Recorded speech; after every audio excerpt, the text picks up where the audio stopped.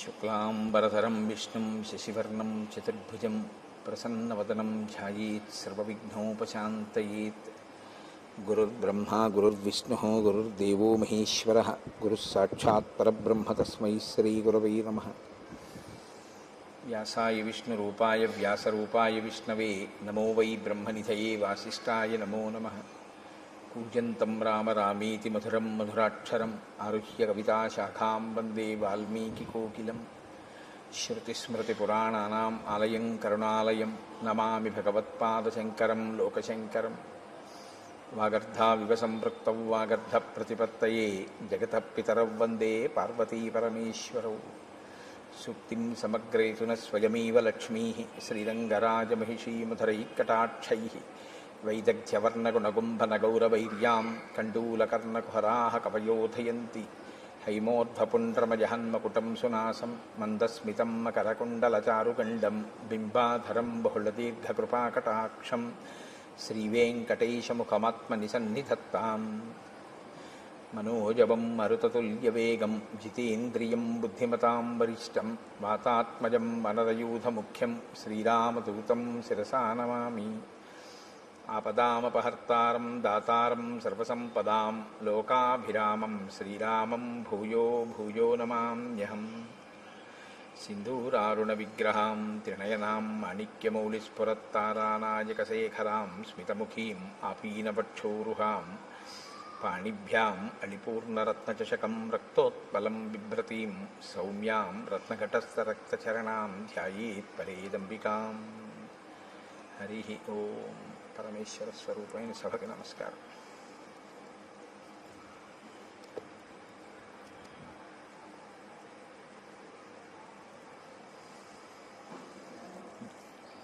జటాయువుకి ఉత్తమ గతులను కల్పించినటువంటి రామచంద్రమూర్తి లక్ష్మణ సహితుడై సీతాన్వేషణం చేస్తూ అరణ్యంలో ప్రవేశించినటువంటి ఘట్టాన్ని మీకు నేను వివరిస్తున్నాను. నేను ఆ సీతమ్మని వెతుకుతూ వాళ్ళు నైరుతి దిశగా ముందుకి సాగిపోయారు. దండకారణ్యం నుంచి 3 క్రోసుల దూరం ప్రయాణించి క్రౌంచారణ్యము అనేటటువంటి అరణ్యంలోకి చేరుకున్నారు. ఒక అరణ్యం కన్నా ఒక అరణ్యం దారుణమైనటువంటి స్థితి. దారుణము అంటే మనుష్యులు తిరగడానికి యోగ్యమైనటువంటి అరణ్యములు కావు. అంత విపరీతంగా చెట్లు పొదలు తుప్పలు క్రూరమృగాలు సర్పాలతోటి నిండిపోయినటువంటి అరణ్యాలు. ఆ సీతమ్మ తల్లిని అన్వేషిస్తూ వాళ్ళు ఆ క్రౌంచారణ్యంలోకి ప్రవేశించారు. ఆ క్రౌంచారణ్యం నుంచి మళ్ళీ 3 క్రోసుల దూరం ప్రయాణం చేసి మతంగ మహర్షి ఆశ్రమానికి క్రౌంచారణ్యం యొక్క చివరి భాగానికి మధ్యలో ఉన్నటువంటి వేరొక వనంలోకి ప్రవేశించారు. ఆ వనం చాలా మృగపక్షి సంకీర్ణమై ఉంది. చీకటిగా ఉన్నటువంటి అరణ్యం. అక్కడ వాళ్ళకు ఒక పెద్ద గుహ ఒకటి కనపడింది. ఆ గుహ సమీపంలోకి వెడితే గాఢాంధకారంతో కూడుకున్నటువంటి ఆ గుహ ముందు ఒక రాక్షసి ఒక ఆమె నిలబడి ఉంది. భయదామల్పసత్వానాం బీభత్సాం రౌద్రదర్శనాం లంబోదరీం తీక్ష్ణదంష్ట్రాం కరాళాం పరుషత్వచం. వాల్మీకి మహర్షి రచన ఆ శ్లోకాలు అద్భుతంగా ఉంటాయి. ఆయన అంటారు, భయదాం అల్పసత్వానాం. అల్పసత్వము అంటే తక్కువ బలం కలిగినటువంటి వాళ్ళకి. తక్కువ బలం కలిగినటువంటి వాళ్ళకి ఆవిడ భయంకరమైనది. అంటే అది ఆవిడ స్వభావం. తనకన్నా కొంచెం తక్కువ బలం ఉన్న వాళ్ళు కనపడితే ఆవిడ వేధిస్తుంది, వాళ్ళని చాలా దుఃఖపెడుతుంది. ఎందుకని అంటే అది ఆవిడ సహజమైనటువంటి ప్రవృత్తి. తనకన్నా తక్కువ బలం వాళ్ళు కనపడితే ఆదరించడమో వాళ్ళని రక్షించడమో ఆవిడకు ఉండేటటువంటి లక్షణం కాదు. రాక్షసత్వము అంటే ఇంకేదో అని మీరేమనుకోక్కర్లేదు. కలియుగంలో ఒక పెద్ద విచిత్రం ఒకటి ఉంది. త్రేతాయుగం వాటిల్లో అయితే రాక్షసుల యొక్క ఉపాధులు తెలిసిపోయేవి. ఒక భయంకరమైనటువంటి శరీరం, ఏదో పెద్ద పొట్ట నోరు దంస్ట్రలు అవివి. కలియుగంలో బ్రహ్మగారు ఇచ్చినటువంటి వరం ఏమిటంటే రాక్షసుడెవరో మనుష్యుడెవరో తెలియదు, ప్రవృత్తి చేత తెలియాలి. కానీ తెలుసుకునే లోపలే ప్రమాదం వచ్చేస్తుంది. కనుక ఇప్పుడు ఆవిడ భయదాం అల్పసత్వానాం, తనకన్నా తక్కువ బలం ఉన్నటువంటి వారి పట్ల చాలా క్రోధంతో అవతల వారిని దుఃఖపెట్టేటట్టు ప్రవర్తిస్తుంది. అంటే తనకన్నా ఎక్కువ బలం ఉన్న వాళ్ళు కనపడితే తాను పారిపోతుంది. ఇది దాని అర్థం. అంటే ఆ జీవితానికి ఒక రుజువర్తన కానీ, ఆ జీవితానికి ఒక పంధా కానీ ఏమీ లేవు. మనకన్నా బలవంతుడు కనపడ్డాడు, వాడు మనకేదో ఇబ్బంది పెట్టాడు, పారిపోవడం. మనకన్నా తక్కువ బలం వాడు కనపడ్డాడు, వాడిని ఏడిపించడం. ఈ ఏడిపించేటప్పుడు సిగ్గేయదు, ఆ ఓడిపోయినప్పుడు సిగ్గేయదు. రెండు చోట్ల సిగ్గు లేకపోతే అవమానము ఇలాంటివి ఉండవు. ఎప్పుడూ ఉండేది ఏమిటి అంటే రెండు కాలముల యందు కూడా దుఃఖపెట్టే ప్రయత్నం ఉంటుంటుంది. ఆ ప్రయత్నంలో తను విజయం సాధిస్తే విజయం సాధిస్తుంది, విజయం సాధించకపోతే వెళ్ళిపోతుంటుంది. ఇక్కడ ఈవిడికి శూర్పణఖకి ఒక్క తేడా ఒకటి కనపడుతుంది. అరణ్యకాండలో మహర్షి ఇద్దరికి ముక్కు చెవులు కోయిస్తారు ఆడ రాక్షసులకి. అందులో ఒకరు శూర్పణఖ, ఒకరు అయోముఖి. ఇద్దరు రాక్షసి అయినటువంటి వారే. కానీ ఒకరు పగ పెంచుకునే తత్వం ఉన్నవారు, ఒకరు పగ పెంచుకోకుండా అవకాశం దొరికితే ఏడిపిస్తారు, అవకాశం దొరకకపోతే పారిపోతారు. ఒక విధంగా చెప్పాలి అంటే ఒకరికన్నా ఒకరు ప్రమాదం తక్కువ అని కానీ, ఒకరికన్నా ఒకరు ప్రమాదం ఎక్కువ అని కానీ చెప్పడం కొంచెం కష్టం. ఎందుకంటే పగ పెంచుకునే స్వభావము ప్రమాదకరమే. పగ పెంచుకోకుండా తనకన్నా తక్కువ బలవంతుడు కనపడితే ఆ తక్కువ బలవంతుడిని నిగ్రహించడం కూడా ప్రమాదకరమే కదా. ఎక్కువ బలవంతులు కదా అని చెప్పి వచ్చి వాళ్ళకి ఏమైనా వాళ్ళు వచ్చి వీళ్ళని ఇబ్బంది పెడితే వాళ్ళు అప్పటికి పారిపోతారు. పారిపోయారని జాడ్యమో సమస్య వదిలిపోయినట్టు కాదు, మళ్ళీ వస్తూ ఉంటారు. ఎప్పుడు తెలుస్తుంది తనకన్నా అధిక బలవంతుడని? తను ఓడిపోతే ఏమైనా సిగ్గుంటుందా? ఏమీ ఉండదు, మళ్ళీ వెళ్ళిపోతుంది. మళ్ళీ ఎప్పుడు వస్తుంది? మళ్ళీ ఇంకోటి దొరికితే మళ్ళీ వస్తుంది. మళ్ళీ వాడు అధిక బలవంతుడైతే మళ్ళీ వెళ్ళిపోతుంది, తక్కువ బలవంతుడైతే ఇబ్బంది పెడుతుంది. అంటే ఆ మనస్తత్వం ఎటువంటిది అంటే దానికి మార్పు అన్నది కానీ, పాఠం నేర్చుకోవడం అన్నది కానీ ఏమీ ఉండదు. సమాజంలో తాను తిరుగుతూ సమాజంలో ఉండేటటువంటి వ్యక్తులతో తాను ప్రతిరోజు సమన్వయం అవుతూ కూడా తాను ఏ పాఠాన్ని తన జీవితంలో జరిగినటువంటి సంఘటనల నుంచి నేర్చుకోకుండా ఒకే రకమైన మోసపోసిన జీవితంతో బతికేస్తూ అవకాశం దొరికినప్పుడు నేను గొప్పవాణ్ణని, అవకాశం లేనప్పుడు తను తక్కువవాణ్ణన్న బాధ లేకుండా పారిపోయేటటువంటి మనస్థితితో సరిపెట్టుకోగలిగినటువంటి స్థితి ఉన్నవాళ్ళు ఎవరైనా అయోముఖీ తత్వంలోకే వస్తారు. అంతకన్నా ఇంకా కొంచెం చెప్పడం కష్టం. మీకు సమాజంలో ఇటువంటి వాళ్ళు ఉండరని మీరు అనుకుంటున్నారా? చాలామంది ఉంటారు. బలవంతుడు కనపడితే ఓడిపోతారు, వాళ్ళకేం సిగ్గు ఉండదు. మన ఎదురుగుండా వాళ్ళకి జరిగిన అవమానానికి మనం సిగ్గుపడతాం. అరే నిజంగా రేపు ఎలా తలెత్తుకు తిరుగుతాడరా, ఎలా కనపడతాడరా, మళ్ళీ ఇంత అవమానం పొందాడు నిన్న. ఆయన తర్వాత రోజు పొద్దున్న ఎలా వస్తాడో తెలుసా? అసలు ఆ సంఘటనే జరగనట్టు వస్తాడు ఆయన. చాలామంది ఉంటారు ఇలాగా. అంటే పేర్లు పెట్టి చెప్పడం బాగుండదు, మీరు గ్రహించగలరు. ఉద్ధతితో ప్రవర్తిస్తారు, ఎక్కడో దెబ్బతింటారు. తిని సిగ్గుపడడం ఏమీ ఉండదు. మనకన్నా చాలా సంతోషంగా ఉంటాడు ఆయన.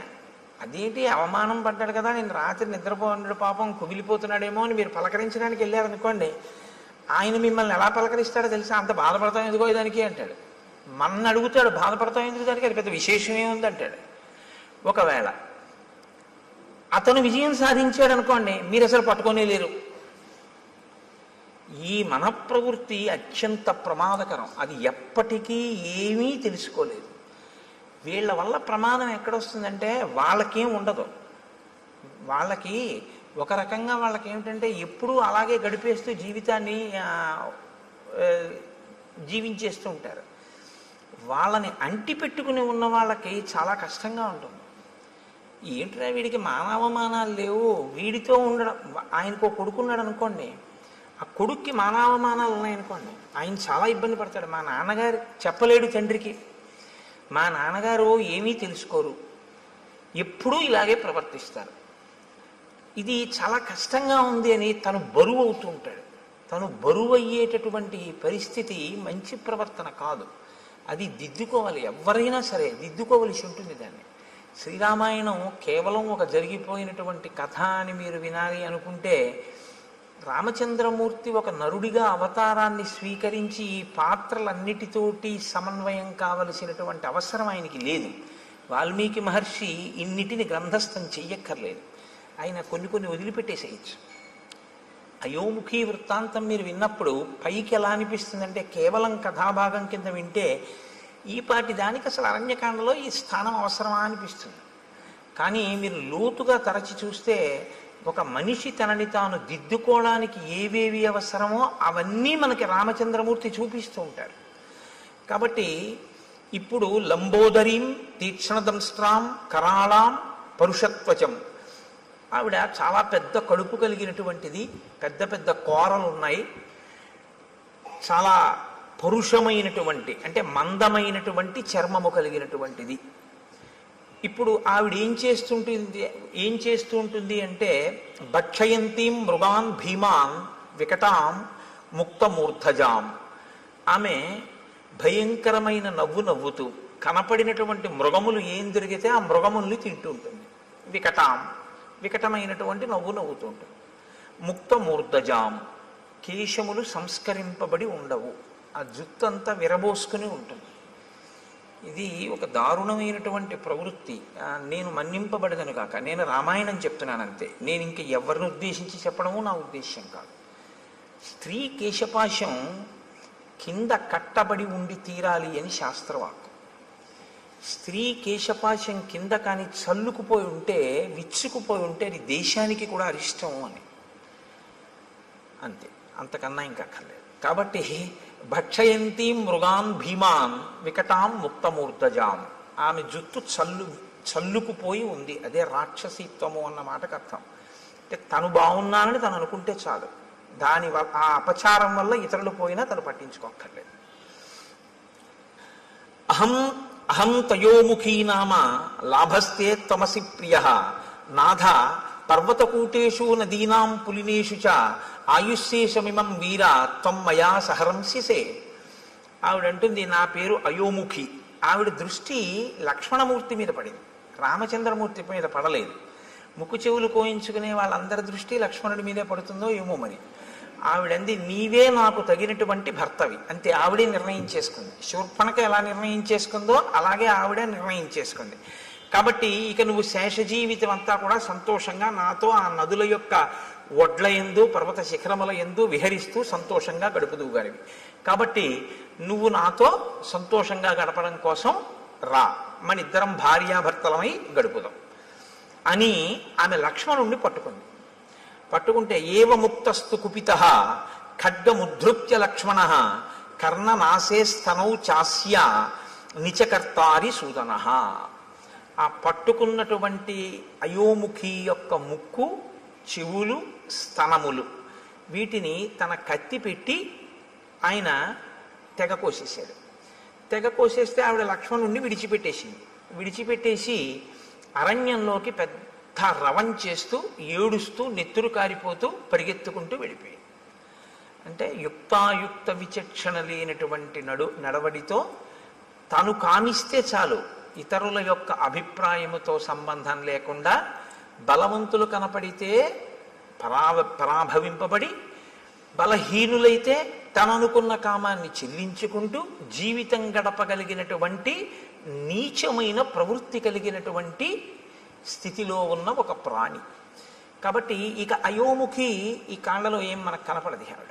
కాబట్టి ఆవిడ అలా ఏడుస్తూ వెళ్ళిపోయింది. ఎందుకు శ్రీరామాయణంలో ఈ పాత్ర కనపడింది అన్నదాన్ని మీరు గమనించవలసి ఉంటుంది. మొదట శూర్పణఖకి ముక్కు చెవులు తెగిపోతాయి, ఇక్కడ అయోముఖికి ముక్కు చెవులు తెగిపోతాయి. కానీ ముక్కు చెవులు తెగితే మనం ఉలిక్కి పడతాం. ఎందుకంటే శ్రీరామాయణంలో అరణ్యకాండ మొదట్లో ఒక ఆడదాని ముక్కు చెవులు ఇలా కామంతో వస్తేనే కోసిన కారణానికి సీతాపహరణం జరిగింది. ఇప్పుడు మళ్ళీ కోశాడు, ఏమవుతుందో అని అనిపిస్తుంది. కానీ ఏమవదు, అయోముఖి వెళ్ళిపోయింది. కాబట్టి ఈ రెండిటి మధ్యలో ఉండేటటువంటి తేడాని మీరు గమనించవలసి. ఆవిడది పగ, ఈవిడిది పగా ప్రతీకారము పెంచుకుని సాధించేటటువంటి మనస్తత్వం కాదు.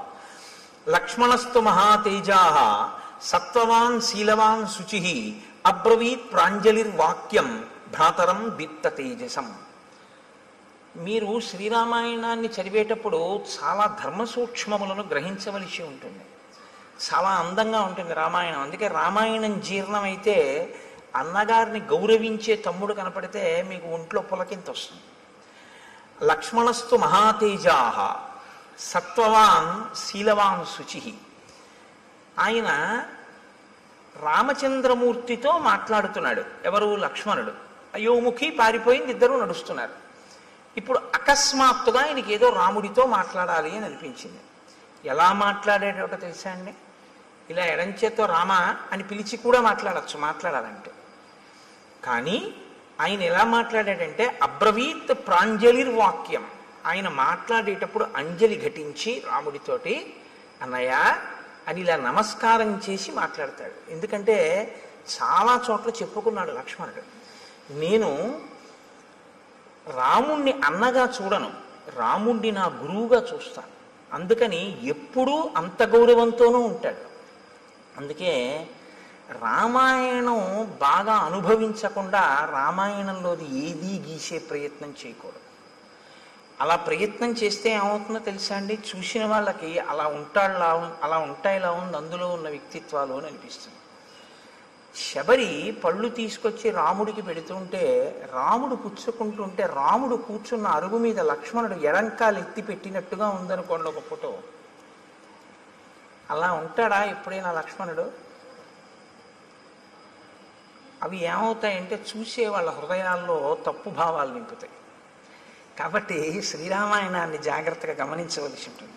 గమనించకుండా చేతిలో కళ ఉండడం వేరు, రామాయణాన్ని గీయడం వేరు. రామాయణాన్ని గీయాలి అంటే రామాయణం చదివి రామాయణం గురించి కొంత అధికారం ఉండాలి. రామాయణంలో ఉండేటటువంటి వ్యక్తిత్వాలు బహు విశిష్టమైనవి. అంత విశిష్టమైనటువంటిది, అందులో అటువంటి ఘట్టాల గురించి ఏదైనా కూర్పు చేస్తే చాలా జాగ్రత్తగా ఉండాలి. కాబట్టి నేను దేన్ని దృష్టిలో పెట్టుకుని అన్నానో మీరు గమనించి ఉంటారు. కాబట్టి ఇప్పుడు అబ్రవీత్ ప్రాంజలిర్వాక్యం భ్రాతరం దీప్త తేజసం. అంజలి ఘటించి రామచంద్రమూర్తితో మాట్లాడుతున్నాడు. స్పందతే మే దృఢం బాహు బుద్ధిగ్నమివ మే మనః ప్రాయశ్చాప్య నిష్టాని నిమిత్తాన్యుపలక్షయే. నేను మీతో తరచూ ప్రస్తావన చేస్తూ ఉంటాను. శ్రీరామాయణం ఒక ధర్మశాస్త్రం, శ్రీరామాయణం పరిపాలనా శాస్త్రం, శ్రీరామాయణం జ్యోతిష శాస్త్రం, శ్రీరామాయణం శకున శాస్త్రం. మీరు ఎలా చూస్తే రామాయణం మీకు అలా కనపడుతుంది. కాదు, పక్షుల గురించి తెలుసుకోవాలా? రామాయణం చదవచ్చు. పర్వతాల గురించి తెలుసుకోవాలా? రామాయణం చదవచ్చు. భౌగోళిక శాస్త్రం పరిశీలనం చేయాలా? రామాయణం తెలుసుకోవచ్చు. మృగముల గురించి తెలుసుకోవాలా? శ్రీరామాయణం చదువుకోవచ్చు.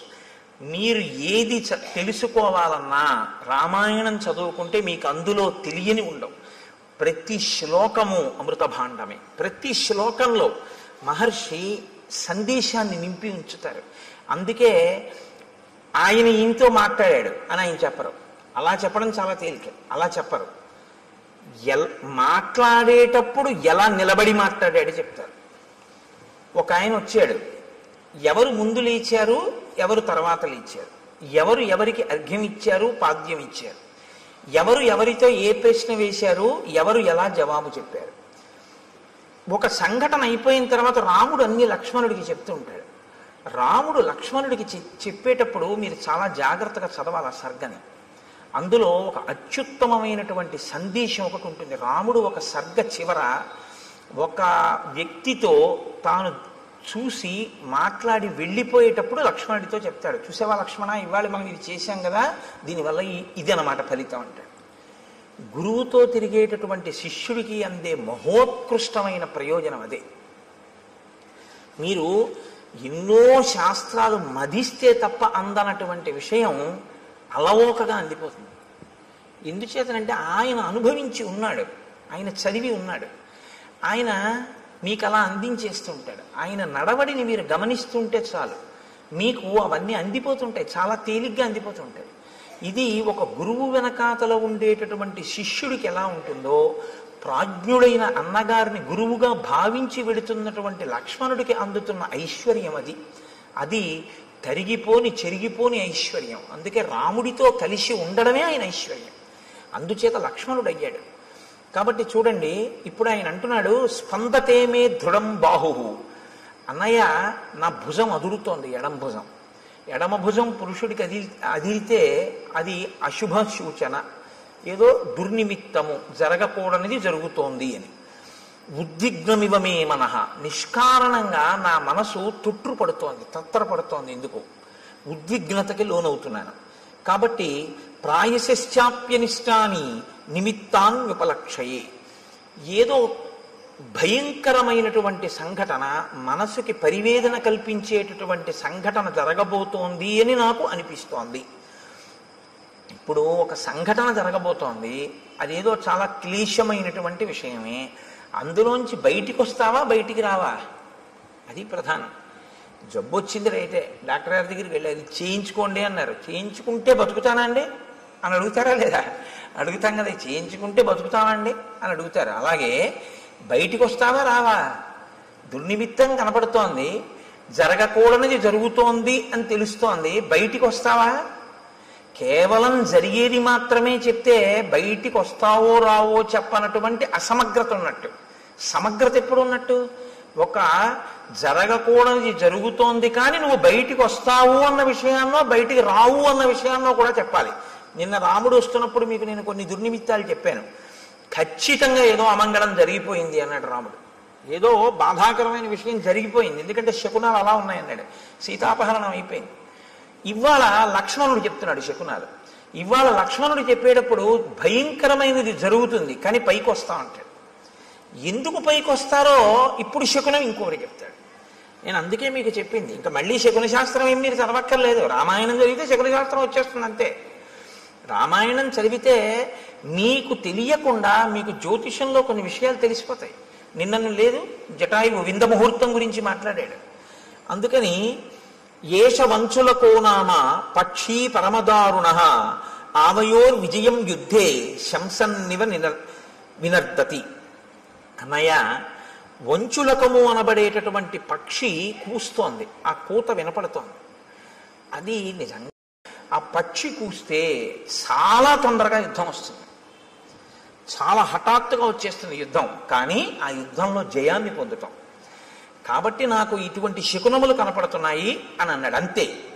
ఒక పెద్ద శబ్దం, ఎంత పెద్ద శబ్దం అంటే ఆ శబ్దం ఎటువంటిది అంటే మీరు అర్థం చేసుకోవాలంటే ఒక్కటే ఉపమానం చెప్పవలసి ఉంటుంది. అంతరిక్షం వరకు ధ్వని వినపడేటట్టుగా ఒక పిడుగు పడితే ఎటువంటి ధ్వని ఉంటుందో అంత ధ్వని అక్కడ వినపడింది. అంటే ఇప్పుడు మీరు ముందు ఒక విషయాన్ని గమనించవలసి ఉంటుంది. మహర్షి హృదయం ఏమిటో తెలుసా అండి? రాముడు బాలకాండలో శివధనస్సుని ఎక్కుపెట్టినప్పుడు ధనుర్భంగం అయింది. విశ్వామిత్రుడు, రాముడు, లక్ష్మణుడు, జనకుడు తప్ప మిగిలిన వాళ్ళు ఎవ్వరూ కూడా నిలబడిన వాళ్ళు లేరు. శబ్దము అనేటటువంటిది సామాన్యమైంది కాదు. శబ్దము వేరు, ధ్వని వేరు. మీరు ఈ రెండిటికి తేడా తెలుసుకోవాలి. శబ్దము అర్థ ప్రతిపాదకము. శబ్దం ఎప్పుడూ కూడా అర్థంతో ఉంటుంది. ధ్వని అర్థ ప్రతిపాదకము కాదు. ధ్వని రాపిడి వలన రావాలని నియమం లేదు. శబ్దము రాపిడి వలన వస్తుంది. ఎప్పుడైనా అంతే. శబ్దములన్నీ కూడా అర్థ ప్రతిపాదకములో లేదా మనస్సుకి సుఖదాయకములో అయి ఉంటాయి. అందుకే ఘర్షణ చేత పడతాయి. నేను మీకు ఒక ఉదాహరణ చెప్పాలంటే, ఇప్పుడు నేను చెప్తున్న దాన్ని శబ్దము అని అనవలసి ఉంటుంది. ఎందుకంటే నా మూలాధార చక్రం దగ్గర నుంచి లాగబడినటువంటి వాయువు అనేక చక్రాలకు తగులుతూ పైకి వస్తుంది. పైకి వచ్చేటప్పుడు ఒరిపిడి చెందుతుంది, రాసుకుంటుంది.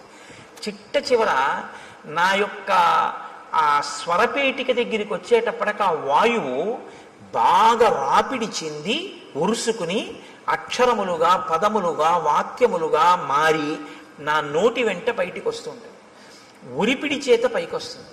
నేను ఒక వయలిన్ వాయించాను అనుకోండి, చేతితో ఒక తాడు ఉన్నటువంటి పరికరం లాంటి దాన్ని పట్టుకుని తీగల మీద లాగితే ఆ ఒరిపిడికి ధ్వని వస్తుంది. ఒక వీణని గోటితో పెనగితే ధ్వని వస్తుంది. అలా మీకు ఎప్పుడైనా సరే ఒరిపిడి వలన వస్తే, అంటే ఘర్షణ వలన పుడితే దాన్ని శబ్దము అంటారు.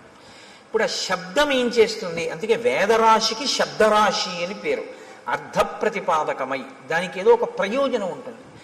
ప్రయోజనం లేనిది అనుకోండి, దానికి ఏమిటి అంటే మీరు చెప్పలేరు అనుకున్నప్పుడు దాన్ని శబ్దం అనకూడదు, ధ్వని అనాలి. పిల్లాడు ఆడుకుంటూ ఉంగా అన్నాడు అనుకోండి, దానికి అర్థం ఏంటి చెప్పండి అన్నారు అనుకోండి, ఏం చెప్తారు? ఉంగా అన్నాడు పిల్లాడు, చంటి పిల్లాడు. ఏమయ్యా నువ్వు రామాయణం చెప్పావు కదా, దీనికి అర్థం చెప్పన్నారు అనుకోండి, ఎవరు చెప్తారు దానికి? అప్పుడు దాన్ని ఏమనాలంటే ధ్వని అన్నారు. అంటే దానికి ఒక అర్థం ఏం ఉండదు. అర్థం లేకుండా చేయబడేటటువంటిది ఏది ఉంటుందో దానికి మీరు ఏ అర్థము చెప్పడం కుదరదో వాటికి ధ్వనులని పేరు. కాబట్టి ఇప్పుడు ఏర్పడినది శబ్దమా ధ్వన అంటే యథార్థమునకు పెద్ద ధ్వని అని మీరు అనవలసి ఉంటుంది. ఎందుకంటే దానికి ఒక అర్థం లేదు. కానీ ఒక పిడుగు నేల మీద పడితే ఆ శబ్దము, ఆ ధ్వని అంతరిక్షం వరకు వినపడితే ఎంత ధ్వని ఉంటుందో అంత ధ్వని ఉంది. ధ్వనికి ఉండేటటువంటి లక్షణం ఏమిటో తెలుసా అండి? ధ్వనికి కానివ్వండి, శబ్దమునకు కానివ్వండి, ప్రాణాలు పొయ్యగలదు, ప్రాణాలు తీయగలదు.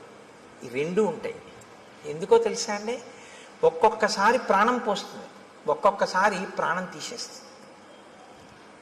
మీరు చూడండి, నిశ్చేష్టుడైపోయాడు అనుకోండి ఎవరో, మీరు వెళ్ళి ఏ తప్పట్లు కొట్టడమో ఏదో చేస్తే స్పృహలోకి వస్తారు, తీసుకొస్తుంది, దానికి ఆ శక్తి ఉంటుంది. శబ్దము మిమ్మల్ని జ్ఞానవంతుల్ని చేస్తుంది. లేకపోతే వినడం ఎందుకండి? వినడం వల్ల ఏదో మీకు తెలుస్తుందని కదా వింటూ ఉంటారు. అదే శబ్దము చాలా తీవ్ర స్థాయిలో వచ్చిందనుకోండి, మనిషి ప్రాణం వదిలిపెట్టేస్తాడు. అందుకే పిడుగు పడితే పిడుగు యొక్క ధ్వనికి భవనములు కింద పడిపోతూ ఉంటాయి. అక్కడ ఉన్నటువంటి జీవరాశి, చెట్లు కూడా నేల కొరిగిపోతాయి. ఎందుకని అంటే ఆ శబ్ద ప్రకంపనలు, ధ్వని ప్రకంపనల యందు శక్తి తరంగములు ఉంటాయి. దీన్ని మొట్టమొదట ప్రతిపాదించిన వాళ్ళు ఎవరంటే భారతదేశంలో ఆర్షధర్మంలో ఋషులు ప్రతిపాదించి కదలిక ఉన్న ప్రతిదాన్ని శక్తి స్వరూపంగా భావన చేశారు మన వాళ్ళు. అందుకే శబ్ద బ్రహ్మమయీ చరాచరమయీ జ్యోతిర్మయీ వాంగ్మయీ తత్వాతీతమయీ నిరంజనమయీ అని అమ్మవారిని స్తోత్రం చేశారు. అమ్మవారిని స్తోత్రం చేశారు అంటే మీరు ఒకటి గుర్తుపెట్టుకోవాలి, కదులుతున్నది ఏదైనా శక్తిగా భావన చేశారు. కదిలి కదిలి ఇక కదలవలసిన అవసరం లేని రీతిలో నీలో నువ్వు అనుభవించవలసిన ఆనందాన్ని శివుడిగా సంకేతించారు. కాబట్టి ఇప్పుడు శివశక్తులు రెండు ఎప్పుడూ కలిసే ఉంటాయి. ఈ రెండిటిని మీరు వేరు చేసి చూడడం అనేటటువంటిది ఎప్పుడూ కుదరదు. అందుకే ఈ ప్రపంచమంతా కూడా పరమశివ తాండవ పార్వతీ లాస్య స్వరూపము అన్నారు శంకరాచార్యుల వారు. లాస్యం అంటే భావం, తాండవం అంటే కదలిక. మీరు చూడండి, మీకు ఈ ప్రపంచమంతా శివస్వరూపంగా, మంగళస్వరూపంగా చూడడం ఎలాగా అంటే దానికి ఆ దృష్టికోణాన్ని శంకరులు అందించారు. అందుకని వారు జగద్గురువులు అయ్యారు. కదలకుండా ఉండదు. ఇప్పుడు నేనేదో మాట్లాడుతున్నాను, కదులుతూ ఉంటాను. కదలిక తాండవం శివస్వరూపం. ముఖమునందు భావ ప్రకటనము అమ్మవారు లాస్యం. ఒక ఆయన నవ్వుతూ ఉంటాడు, ఒక ఆయన విచారంగా ఉంటాడు, ఒక ఆయన సంతోషంగా ఉంటాడు, ఒక ఆయన హాస్యం ఆడుతూ ఉంటాడు. మీరు అలా వెడుతూ చూస్తుంటే రకరకాల భావనతో ఉంటారు. అందరూ ఒక్కలా ఉండరు. ఇన్ని భావనలు అమ్మవారు, ఇన్ని కదలికలు ఈశ్వరుడు. కదలిక భావన కలిసే ఉంటాయి ఎప్పుడు. చూడండి, కలిసే ఉంటాయి అనేటప్పటికీ నేనేమన్నాను, ఇలా అన్నాను.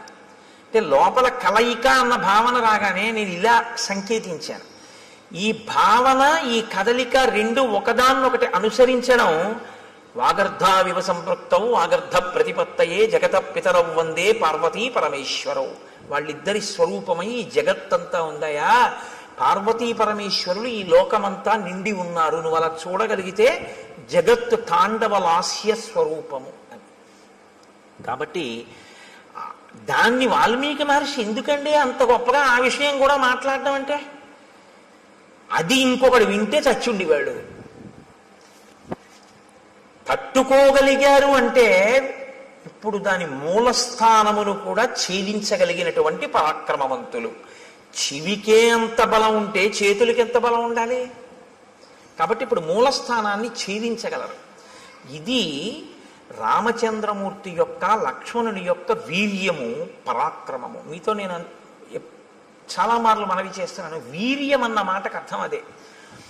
ఎదుట వస్తున్నటువంటి ఎదిరింపునకు లేదా తనతో తలపడుతున్నటువంటి స్థితిలో ఉన్న ఎదురుగుండా కనపడుతున్నటువంటి ప్రతిద్వంద్వి యందు లోపల తాను చెక్కు చెదరక ఎదుటివాడిని చెక్కు చెదిరిపోయేటట్టు చెయ్యగలిగినటువంటి ప్రజ్ఞకి వీర్యమని పేరు.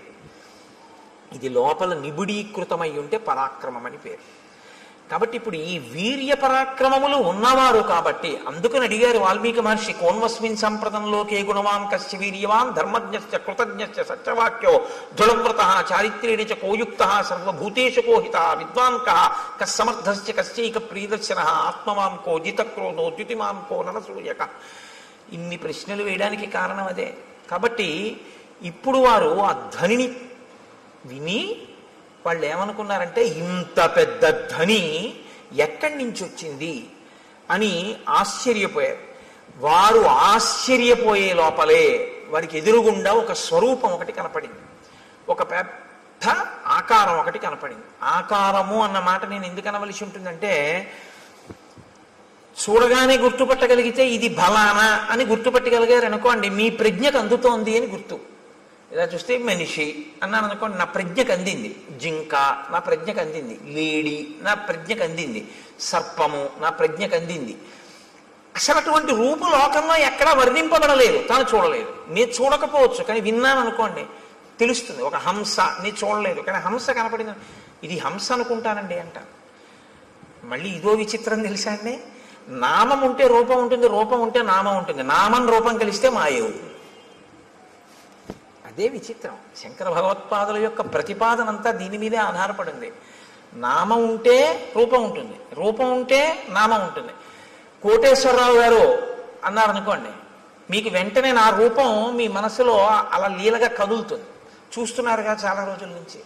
కోటేశ్వరరావు అనబడేటప్పటికీ నేను ఇలా వస్తూ ఉంటే ఆ కోటేశ్వరరావు వస్తున్నారు అంటారు. అంటే నా రూపాన్ని నామంతో గుర్తిస్తారు. అలా ఇంకోళ్ళు వస్తున్నారు అనుకోండి, కోటేశ్వరరావు వచ్చారా అండి అన్నారనుకోండి ఎవరైనా కొత్త వాళ్ళ, ఆయన కాదండి రాలేదంటారు. నామము రూపము పక్క పక్కనే ఉంటే కుండ అన్నాను అనుకోండి, కుండ ఎలా ఉంటుందో మీకు వెంటనే మనసు చూపిస్తుంది, ప్రొజెక్ట్ చేస్తుంది. అసలు నిజానికి మీరు పెట్టిన పేరు మీరు చూపించిన పదార్థము రెండు అసత్యాలు. దాన్ని కుండ అనకుండా కర్ర అని కొత్తగా పేరెడుతున్నానన్నా దానికి ఏం అభ్యంతరం ఏమి ఉండదు. రెండు, అది మట్టి యొక్క వికారం, అది అసలు నిజానికి దాని సత్యం అది కాదు. సరే, ఇప్పుడు నేను మళ్ళీ శాంకర సిద్ధాంతం మాయాది కాదు కానీ నామరూపములు అదొక గమ్మత్తు. కాబట్టి మనసుకి ఉండేటటువంటి పరిమితి ఏమిటంటే తను వినన్నా ఉండాలి, తను చూసన్నా ఉండాలి. విని కాని చూసి కాని ఉంటే ప్రాణిని గుర్తిస్తుంది.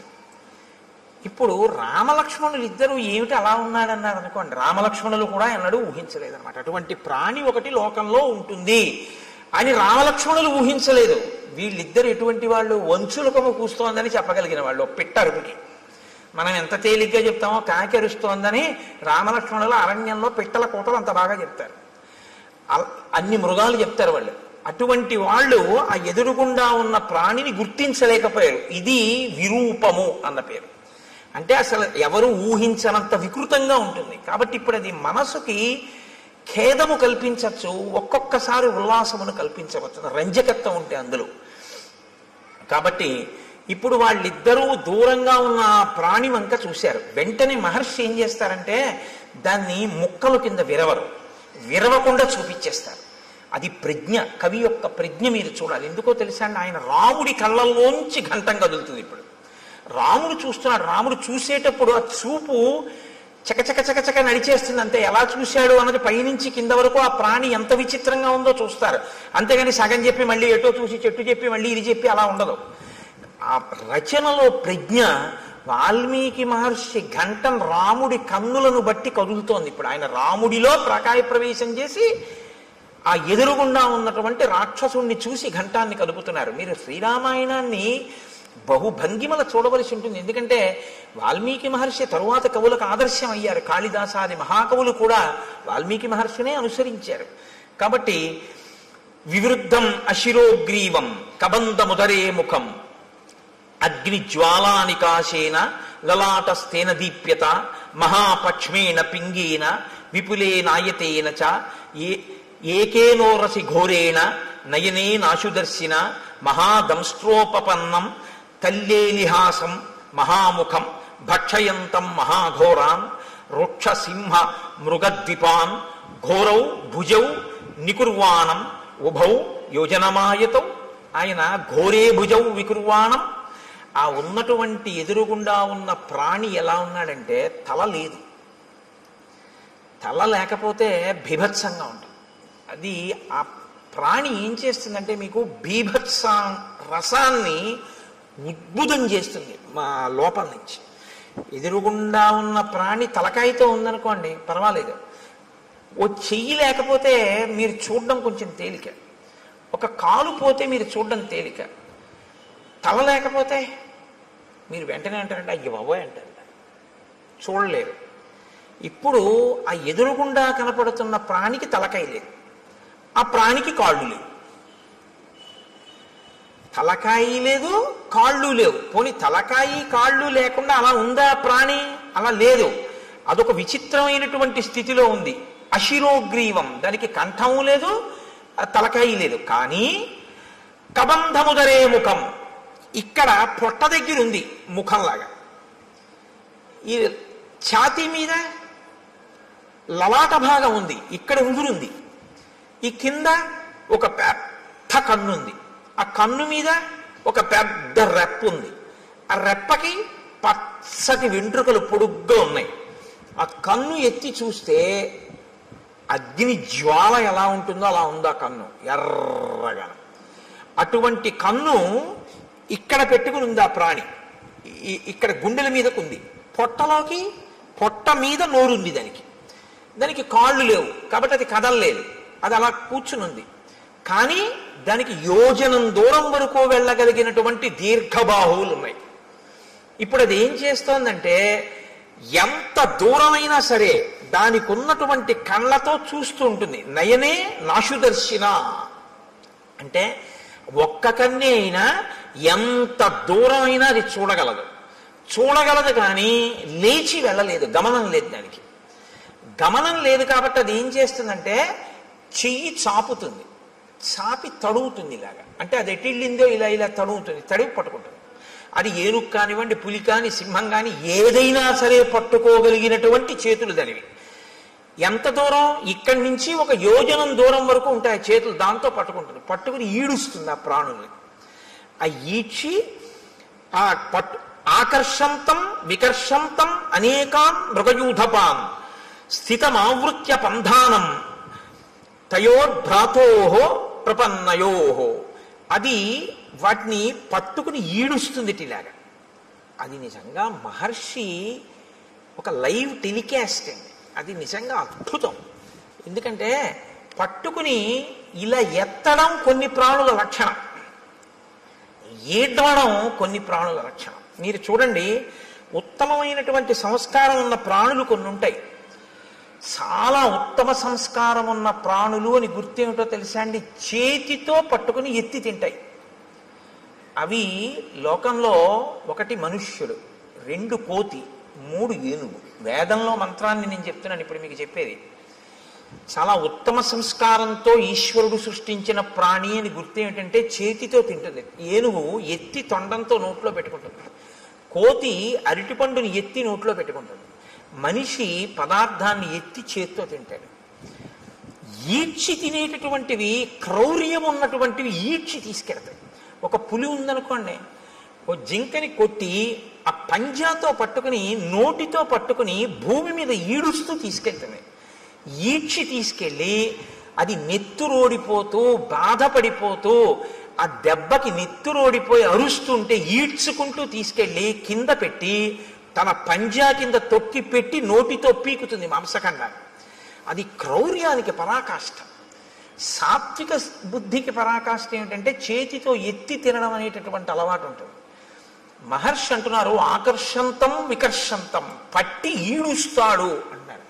అక్కడ పట్టి అలా ఎత్తి ఇలా తేడు, ఇలా ఈడుస్తూ ఉంటాడు. ఎందుకనంటే ఈడ్చడంలో ఉంది ఆ పైశాచిక భావన, ఆ క్రౌర్యం ఉంది అందులో.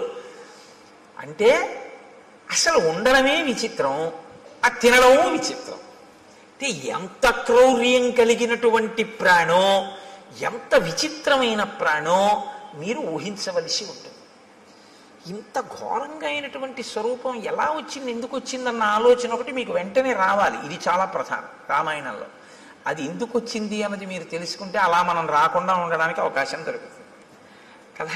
అందుకని ఇప్పుడు దాని వంక చూశారు ఇద్దరు. చూసేటప్పటికి అది వీళ్ళిద్దరిని పట్టుకుని ఇద్దరిని ఈడ్చేసింది దగ్గరికి. ఈడ్చేసి మీరు నాకు ఈశ్వరుడు ఇచ్చిన ఆహారం తినేస్తానని నోట్లో పడేసుకోవాలి కదా. మనకైతే ఇక్కడ, దానికి ఇక్కడే.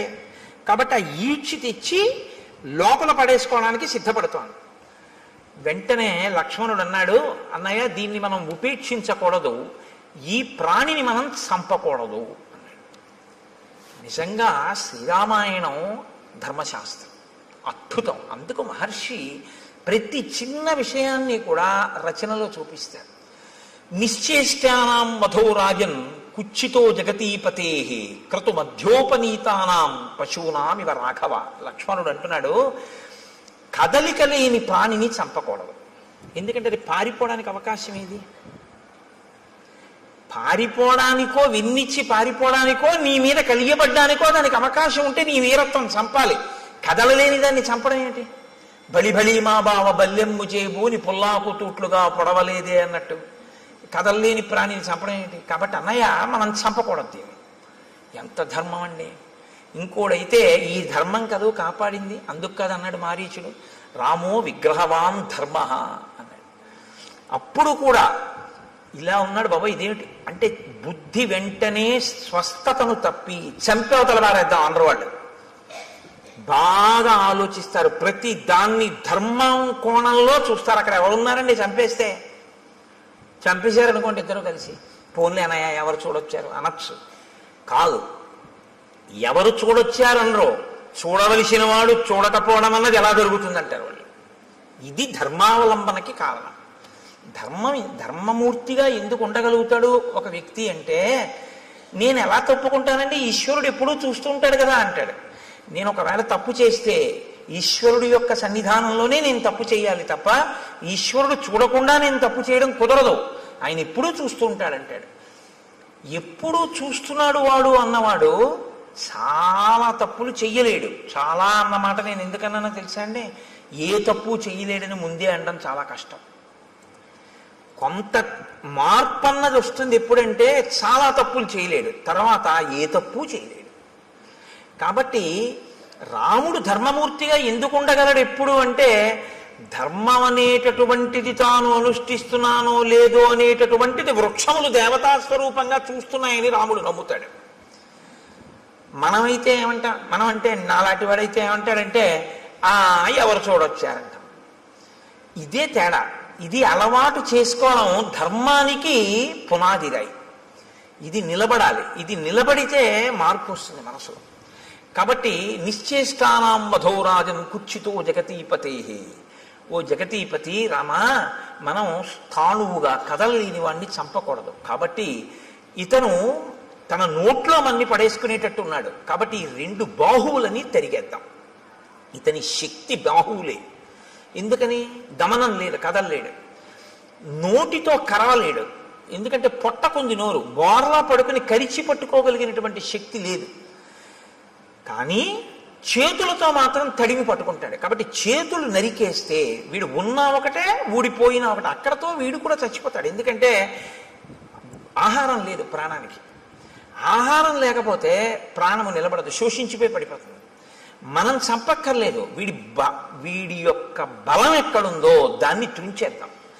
దాన్ని మాత్రం ఎందుకు తుంచాలి? మన్ని పట్టుకున్నాడు కాబట్టి, మన్ని ఇప్పుడు నోట్లో పడేస్తాడు కాబట్టి బాహువులు తుంచేద్దాం. కాబట్టి దక్షిణం బాహుం అసక్తామసినా తతః చిచ్ఛేద రామో వేగేన సవ్యం వీరస్తు లక్ష్మణ.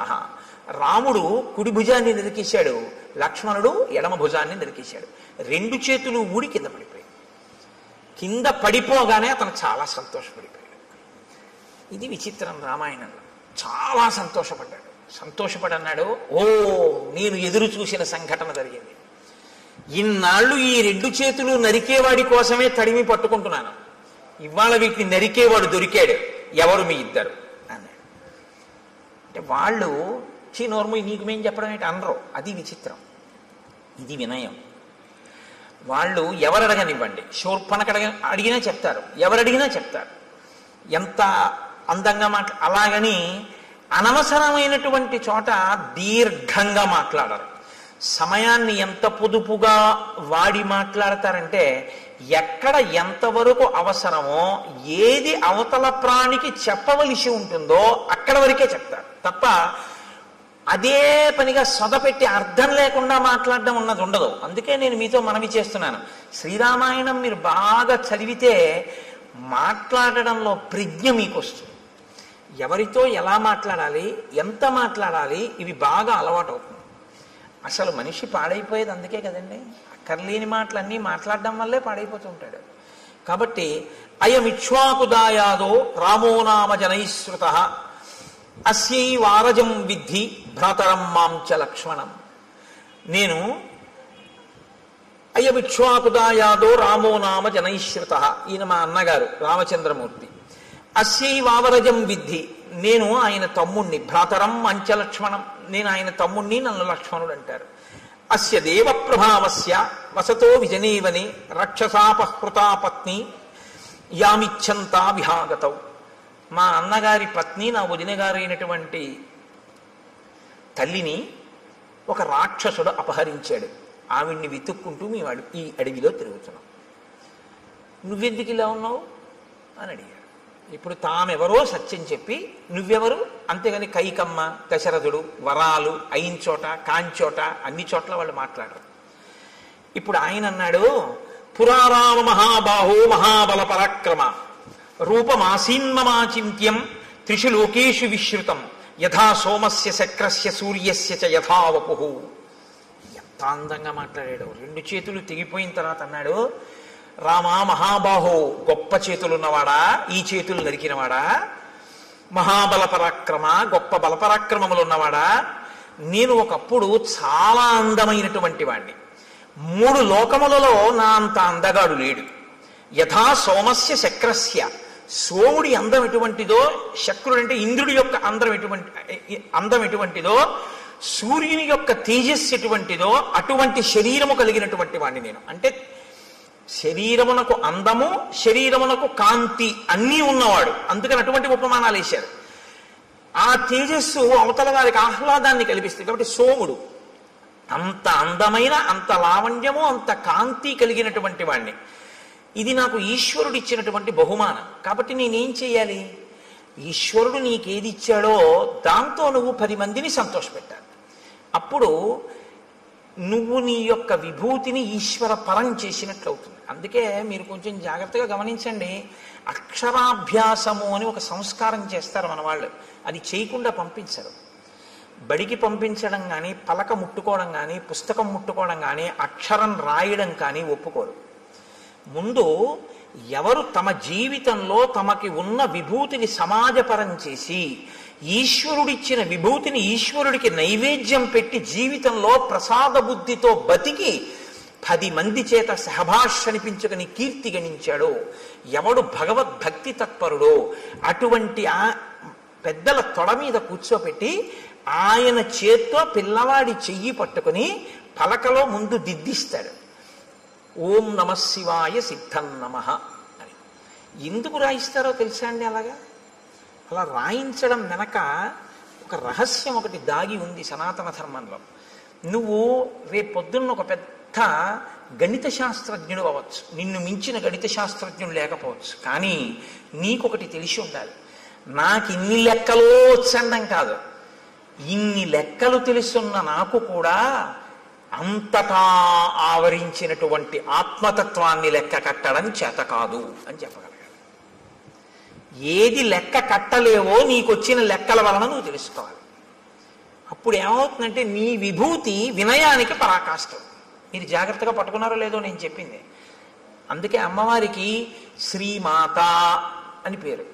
అందరికీ అన్నీ ఇవ్వగలదు, కానీ ఆవిడ శక్తిని కొలవడం ఎవరికీ సాధ్యం కాదు. ఏది మీరు కొలుద్దామంటే మీ కొలతలకి అందదో, మీ లెక్కలకి అందేది కాదో అందక వేదం అంతటిది కూడా ఇంకింతకన్నా నాకు చెప్పడం చేత కాదని అలా చెప్పి ఊరుకుందో అది లెక్కలకు అందని పెద్ద లెక్క అని తెలుసుకోవడం లెక్కలు బాగా వచ్చానన్న వాడికి ఉండవలసిన మొదటి లక్షణం.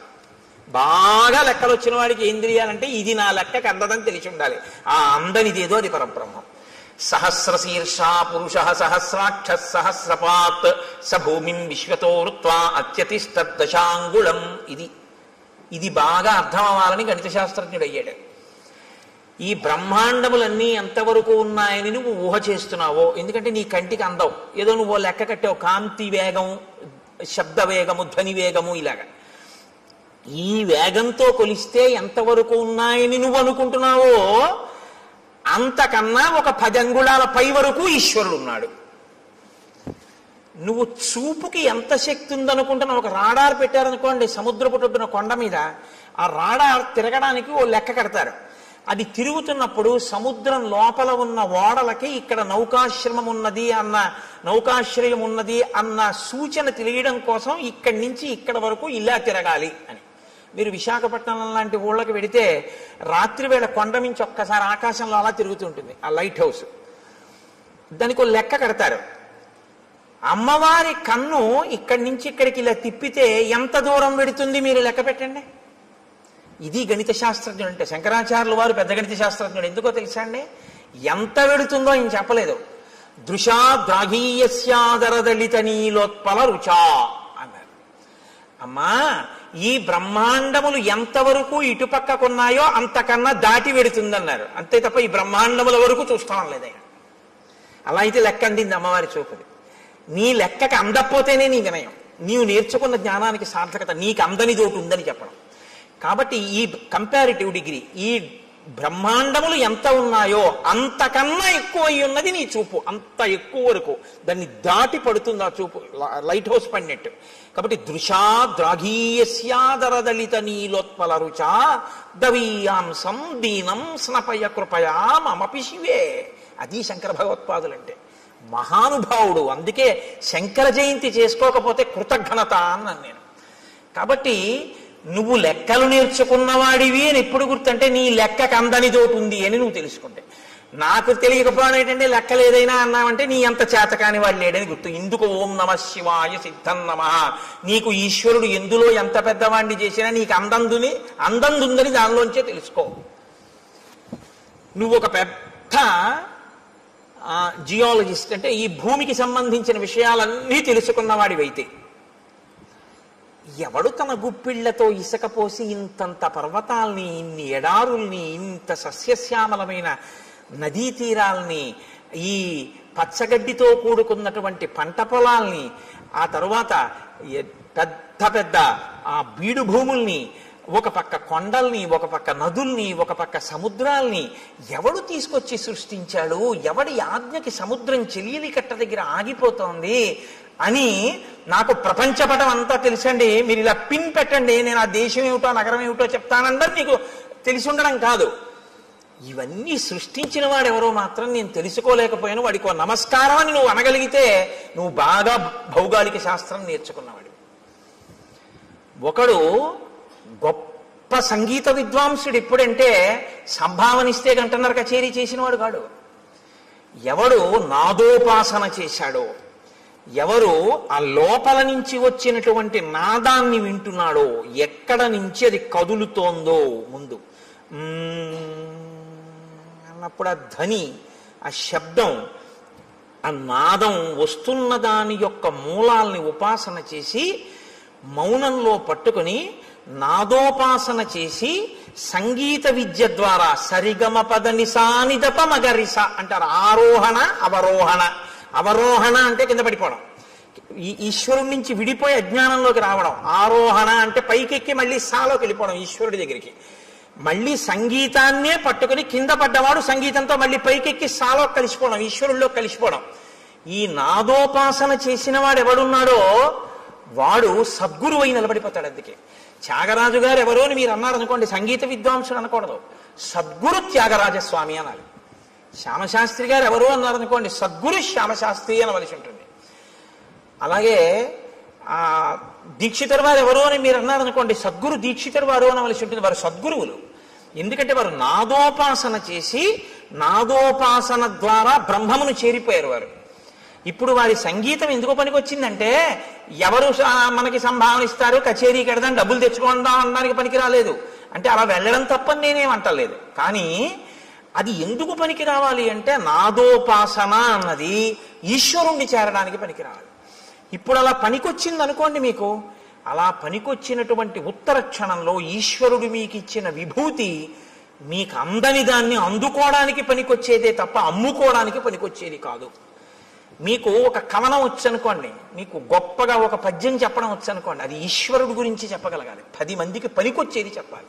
అందుకే హరినామస్తుతి చేయు కావ్యము సువర్ణాంభోజి హంసావళి సురుజిభ్రాజితమై మానస సరస్ఫూర్తిని వెలుంగొందు అంటారు పోతన గారు.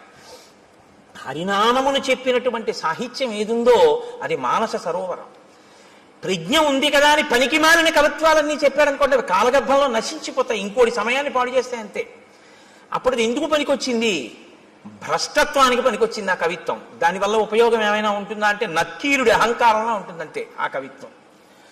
కాబట్టి ఏది నీ యందు బాగా ప్రకాశించిందో దాన్ని బాగా పట్టుకుని నాకు ఇది తెలియదు, ఆ తెలియనిదేదో ఇది తెలియదని తెలుసుకోవడానికి నాకు తెలుసున్నది పనికొచ్చిందన్నవాడెవడో వాడు విద్వాంసుడు, వాడు పండితుడు. పండితుడు అన్న మాట ఎవరికి వర్తిస్తుందో తెలుసా అండి? పద్యాలు చెప్పేవాడికి కాదు. పండాహ అంటే జ్ఞానం. ఈశ్వరుణ్ణి నమ్మి ప్రతిరోజు భక్తితో అనుష్ఠించి నడిచేవాడెవరో ఆయనకి పండితుడని పేరు. అందుకే పోతన గారు సహజ పండితుడు అంటారు. కాబట్టి ఈ స్థితిని ఒరే నాన్న నువ్వు పొందాలి తప్ప నువ్వు ఏదో ఒక పెద్ద ఇంజనీరువై లంచాలు పుచ్చుకుని 3వ రోజు పడిపోయే బ్రిడ్జి కట్టకూడదు. నువ్వు ఒక పెద్ద గణిత శాస్త్రజ్ఞుడవై నాకు అన్నీ తెలిసిన అహంకరించి మట్టిలో కలిసిపోకూడదు. నీకు ఈశ్వరుడు నిన్ను గొప్ప విద్యాధికుణ్ణి చేసి దానితో పాటుగా పండితుణ్ణి చెయ్యాలి. అంటే దాన్నే అడ్డుపెట్టి నువ్వు ఈశ్వరుణ్ణి చేరుకునే ప్రయత్నం చెయ్యాలి. నేను మీకు ఒక ఉదాహరణ చెప్తాను. నాకు ఆ డాక్టర్ గారి పేరు జ్ఞాపకం లేదు, కానీ నేను లలితమ్మ గురించి ఉపన్యాసాలు చెప్పేటప్పుడు తరచూ కోట్ చేస్తుంటాను.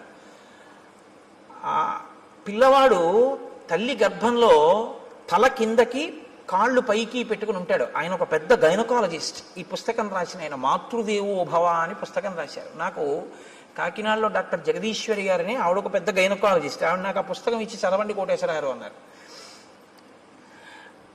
అందులో ఆయన అన్నారు, తల కిందకి కాళ్ళు పైకి పెట్టి 9 నెలలు అయిపోతుంది, లోపల పెరిగిపోతాడు వీడు. అమ్మ నాభిగొట్టంలోంచి ఆహారం పెడుతూ ఉంటుంది. ఇప్పుడు అమ్మ తినకూడనిది తింది, లోపల వీడి యొక్క శరీరం ఎటువంటిదో తెలుసు. నజ్జు శరీరం అనుకోండి, వీడికి పడిశం పట్టేస్తుంది. పడిశం పట్టేస్తే ఏమవుతుంది? తల కిందకుంది. ఇప్పుడు ముక్కులో పట్టినటువంటి పదార్థం వెనక్కి వెళ్ళిపోతుంటుంది. గుటక వేయడం చాలా కష్టం, ఉక్కిరి బిక్కిరి అయిపోతుంటాడు. అమ్మ ఇంకో సీతాఫలం తింటుంది. ఆవిడికి ఏం తెలుసు? బయటకు వస్తేగా వాడికి నజ్జు శరీరం అని తెలియడానికి. లోపల జ్వరం తగులుతుంది. కానీ వాడికి చల్లగా ఉంటే బాగుండనిపిస్తుంది, కటిక చీకటి. ఇంతలో వాడికి ఏమవుతుందంటే లోపల అతిసారం పుడుతుంది. వాడు మలం ఎక్కువ విసర్జించేస్తాడు. విసర్జించేస్తే అందులోంచి చిన్న చిన్న పురుగులు పుట్టి కరిచేస్తుంటాయి ఒంటిని. ఇలా పడి ఉంటాడు. తన మలమూత్రములు తన నోటి దగ్గరికి వచ్చేస్తుంటాయి, చెవుల్లో కెడుతుంటాయి. అందుకే గర్భస్థ నరకం అంటారు. నవమాసంబులు తల్లి గర్భమున నానారోతలంచిక్కి నాకు అవకాశం విషుమంతలేకపడి హాకష్టముల్ భీతితో నవమాసంబు ఘటిల్లే చాలునాకా గర్భవాసంబు నివసింపన్ పని తీర్చి కావుమికనన్ని సత్కృపన్ శంకర అంటారు. అప్పుడు ఈశ్వరుణ్ణి ప్రార్థిస్తాడు, నేను ఉండలేకపోతున్నాను ఈశ్వర, ఒక్కసారి ఈ శరీరంతో బయటికి వెళ్ళని, దీంతోటే నేను సేవించుకుని నీలో కలిసిపోతానంటాడు. ఈశ్వరుడు ఏం చేస్తాడంటే ప్రసూతి వాయు రూపంలో తల్లి యోనిలోంచి పైకి తోసేస్తాడు. ఇప్పుడు వచ్చి బయటపడతాడు. బయట పడగానే కటిక చీకట్లోంచి ఒక్కసారి పెద్ద వెలుతురులోకి వస్తాడు. ఇప్పటి వరకు తానేమి చూడలేదు. అంతంత ప్రాణులు ముక్కుకి గుడ్డగట్టుకుని డాక్టర్ గారు, అమ్మ, పెద్ద కడుపు, ఎవరెవరో మనుషులు, పెద్ద పెద్ద దీపాలు, గోడలు. వాడి ఇంటి కన్ను ఇలా విప్పి చూసేటప్పటికి ఆ వెలుతురు తట్టుకోలేక, వాతావరణాన్ని తట్టుకోలేక ఉత్తర క్షణంలో వాడి హృదయ స్పందన ఆగిపోతుంది. వాడి ఊపిరితిత్తులు ఇలా ఇలా ఇలా ఇలా అంటున్నవి ఇలా అయిపోతాయి. జీర్ణ వ్యవస్థ ఇలా సంకోచించిపోయి వాడి శరీరంలో ఉన్న మలమంతా గడ్డకట్టి వాడి ప్రాణోత్క్రమణం అయ్యే స్థితి వస్తుంది. వస్తే ప్రపంచంలో ఇప్పటి వరకు ఎక్కడా తయారు కానటువంటి పదార్థం, నా కడుపున పుట్టిన బిడ్డ అని అమ్మవాడిని చూసుకుని మురిసిపోతుంది. అమ్మ మురిసిపోయి తన స్తన్యాన్ని తీసి వాడి నోట్లో పెట్టగానే ఎలా ఊరుతుందో ప్రపంచంలో ఎవ్వరికీ తెలియదు. కోలోస్ట్రం అనబడేటటువంటి ఒక పసుపచ్చటి జిగురు పదార్థం అమ్మ స్తన్యంలోంచి కొడుకు నోట్లోకి ఎడుతుంది. దాన్ని చప్పరిస్తాడు అంతే. ఊపిరితిత్తులు పనిచేసి, గుండె పనిచేసి, జీర్ణావయం పనిచేసి నల్లటి మలం విసర్జించగలిగిన శక్తి వస్తుంది. వచ్చి పిల్లాడు బతుకుతాడు. పిల్లాడు బ్రతకడానికి కావలసినటువంటి ఆ కోలోస్ట్రం అనబడేటటువంటి పసుపచ్చటి పదార్థం పిల్లవాడు కాని పిల్ల కాని పుట్టగానే వాణ్ణి చూసుకోగానే నా బిడ్డ అన్న ఆనందం కలగగానే మాతృత్వపు ఆనందపు అంచుల వలన అమ్మ శరీరంలో ఉత్పత్తి అయి స్తన్యంలోంచి స్రవింపబడేటటువంటి పదార్థాన్ని నేను సాక్షాత్ జగన్మాతగా చూస్తున్నాను. ఆ కోలోస్ట్రం వల్ల ఈ లోకంలో ఇన్ని ప్రాణులు పుట్టి బతుకుతున్నాయి. నేను నేర్చుకున్న గైనకాలజీతో నేను తెలుసుకున్నది ఏమిటంటే ఆ కోలోస్ట్రం అన్న పదార్థంలో అమ్మవారు ఉంది అని రాసుకున్నాడు ఆయన ఆ పుస్తకంలో. ఇది ఆ డాక్టర్ గారి ధన్యతకి కారణం. తను చదువుకున్న గైనకాలజీ ఎందుకు పనికొచ్చిందంటే ఈశ్వరుణ్ణి తెలుసుకోవడానికి. ఈ ప్రాణులను మేము కాదు ఆపరేట్ చేస్తున్నది. ఇన్నాళ్ళకి ఒక పిల్లవాడు పుట్టాడు అంటే ఆ పిల్లవాడిని లోపల ఉంచినవాడు, పైకి తెచ్చినవాడు, బతికించినవాడు ఆ తల్లి జగన్మాత, ఆ పరాశక్తి. ఆ పరాశక్తి అమ్మ రూపంలో వచ్చి బతికించింది అని తను తెలుసుకుని నమస్కరించిన వాడు ఉన్నాడే, వాడు విద్వాంసుడు, వాడు పండితుడు. అందుకు పనికొచ్చింది ఆయన చదువు. ఆవిడ ప్రసవ వేదనతో అక్కడ కొట్టుమిట్టి ఆడిపోతుంటే డబ్బట్టుకొస్తే తప్ప ఆపరేషన్ చేయనన్న డాక్టరు దౌర్భాగ్యుడు.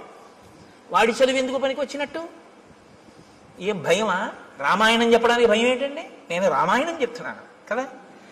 కాబట్టి నీ కొడుకు అలా కాకూడదు, నీ కూతురు అలా కాకూడదు అనుకుంటే ఒక్క డాక్టర్ వాళ్ళని కోరుకోకు. ఈ తత్వం తెలుసుకుని ఈశ్వరుడి యొక్క అనుగ్రహాన్ని చూసి ఇంకొక పిల్లాన్ని నేను అలా దర్శనం చేస్తున్నానని అర్ధరాత్రి కూడా సంతోషంగా వచ్చి 5 పైసలు అక్కర్లేదమ్మా, నీ మాతృత్వం చాలు నాకు పరాశక్తి దర్శనం అని పురుడు పోయగలిగినటువంటి డాక్టర్ కావాలని కోరుకుని రాయించు పలకలో. అందుకని ఏది చదవాలన్నా ఓం నమ శివాయ సిద్ధం నమః, మంగళప్రదమైన చదువు కావాలి అని మనం కోరుకుంటాం. లేకపోతే ఏమవుతుందో తెలుసా అండి? దీని రెండో కోణం అహంకారం. ప్రతిదానికి అహంకారమే. ప్రతి చిన్న విషయానికి అహంకరించడానికి ఏదైనా కనపడుతుంది. అహంకారం పోగొట్టుకోవడానికి ఏమీ ఉండవు. నేనెంతటి వాడినండి అనడం చాలా కష్టం. నేను ఇంతటి వాడినండి అనడానికి ఏదో ఒకటి చెప్పచ్చు కదండి. ఏదో ఒకటి చెప్పచ్చు ఇంతటి వాడిని అనడానికి. ఈ సోమస్య శక్రస్య సూర్యస్య చ యథావపు, అటువంటి అందమైన శరీరం ఉన్నవాడిని, అంత అందమైన శరీరం ఈశ్వరుడిస్తే ఇలా ఎందుకు అయ్యావు? అలా అందంగా నువ్వు కనబడితే చాలు ఎదుటివాడి కంటికి కలిగినటువంటి బాధ తీరుతుంది. నిన్ను చూస్తే చాలా ఎంత అందంగా ఉన్నాడు అని. కానీ ఆయన ఏం చేసేవాడంటే చాలా చిత్ర విచిత్రమైన భయంకరమైనటువంటి వేషములలోకి మారేవాడు. కామరూపి కాబట్టి ఎవరూ ఊహించనంత ఘోరాతి ఘోరమైన రూపాన్ని తాను తీసుకుని ఈశ్వరుడిచ్చిన అందమైన రూపాన్ని వదిలిపెట్టి ఘోర రూపాలతో అరణ్యంలో ప్రాణులకు అకస్మాత్తుగా కనపడి వాళ్ళు భయపడిపోయి విహ్వలులై పడిపోతే, మరణిస్తే, బాధపడితే తను సంతోషించేవాడు. ఇది రాక్షస ప్రవృత్తి. పైకి అందం ఉండడం గొప్ప కాదు, లోపల అందం ఉండడం గొప్ప. పైకి అందం లేకపోవడం తప్పు కాదు, లోపల అందం ఉండడం గొప్ప. నా మాట బాగా పట్టుకున్నారో లేదో మీరు? యథాలాపంగా తీసుకున్నారో? పైకి అందం ఉండడం కాదు గొప్ప, లోపల అందం ఉండడం గొప్ప. పైకి అందం ఉండకపోవడం గొప్ప తప్పు కాదు, లోపల అందం ఉండడమే గొప్ప. చంద్రశేఖర పరమాచార్య స్వామి వారు ఇలా వెళ్ళిపోతున్నారు అనుకోండి, ఏమిటి ఆయన లోటో షూ వేసుకుంటారా, లేకపోతే విమల్ సూట్ వేసుకుంటారా, లేకపోతే ఆయన పెద్ద టై కట్టుకుంటారా, లేకపోతే ఫెయిర్ అండ్ లవ్లీ రాసుకుంటారా? ఆయన ఏముండవు. పాదచారి అయి ఓ కాషాయ వస్త్రం కట్టుకుని ఇలా తలమించి వేసుకుని, ఇంత విభూతి పుండ్రాలు పెట్టుకుని, ఇంత బొట్టు, అది కూడా గుండ్రంగా కూడా ఉండదు, అద్దుకున్నట్టు పెట్టేసుకుని, చేతిలో ఓ సత్యదండం పట్టుకుని, ఆయన ఓ కమండలం పట్టుకుని గబ్బ గబ్బ గబ్బ గబ్బ నడిచి వెళ్ళిపోతుంటారు. ఇప్పుడు నేను ఇలా చెప్తుంటే ఆయన ఇలా వచ్చారనుకోండి, అకస్మాత్తుగా ఉంటుందా నా రామాయణ ప్రసంగం? లేచి గభాలను ఒక్కసారి స్వర్ణదండం పడ్డట్టు దెబ్బ తగిలితే తర్వాత చూద్దామని కింద పడిపోతానంతే. మీరంతే లేచి సభంతా కింద పడిపోతుంది. ఏ అందం చూసి గౌరవించారు? అందం కాదు, లోకాన్నంతటినీ రక్షించడం కోసం ఆయన చేసినటువంటి ప్రయత్నం. శంకరాచార్యుల వారి తర్వాత ఆసేతు హిమాచల పర్యంతం తిరిగి జ్ఞానబోధ చేసిన మహాపురుషుడైన కారణం చేత. కాబట్టి మీరు ఆయన పాదాల మీద పడిపోతారంతే. ఇప్పుడు అందం గొప్పదా, పై అందం గొప్పదా? లోపలి అందం గొప్పది. లోపలి అందం ఎక్కడుంటుందో అది లోకాన్ని ఉద్ధరిస్తుంది. పై అందం జర్జరీభూతం అయిపోతుంది, కొన్నాళ్ళకు పోతుంది. పైగా దాన్ని సద్వినియోగం చేయకపోతే నీకు ప్రమాదహేతువై కూర్చుంటుంది. కాబట్టి చూశారు, పై అందంతో లోపలి అందం పెంచుకోలేదు, పై అందంతో లోపల అందవికారం పెంచుకున్నాడు. లోపలి అందవికారం పై అందాన్ని కూడా తీసేసింది. ఇదే నేను మీతో మనవి చేసింది. అక్షరాభ్యాసము అన్నది మూఢనమ్మకములు, చాదస్తములు. నేను మీతో ఒకరోజు మనవి చేశాను. ఒక ఆయన ఆవును చంపేద్దాం అనుకున్నాడు. ఆవును చంపేయి అన్నాడు అనుకోండి, బుద్ధుందా లేదా అంటారు. కాబట్టి ఆవును చంపేయి అనకుండా ఏమన్నాడంటే ఆ పులిని చంపేయి అన్నాడు. ఇప్పుడు చూడటం లేదు మీరు, అది ఆవో పులో మీరు చూడలేదు. పులిని చంపేయి అన్నారు. అయ్యి బాబాయ్ మీద పడిపోతుంది కాబట్టి చంపేయమన్నాడు అనుకున్నారు. ఆ పావును చంపేయి అన్నాడు. పావు కాబట్టి చంపేయమన్నాడు అనుకున్నారు. ఆయన ఆవును చంపేశాడు. ఆవుని తెలుసు, పావును చంపేయి అని చంపించేశాడు.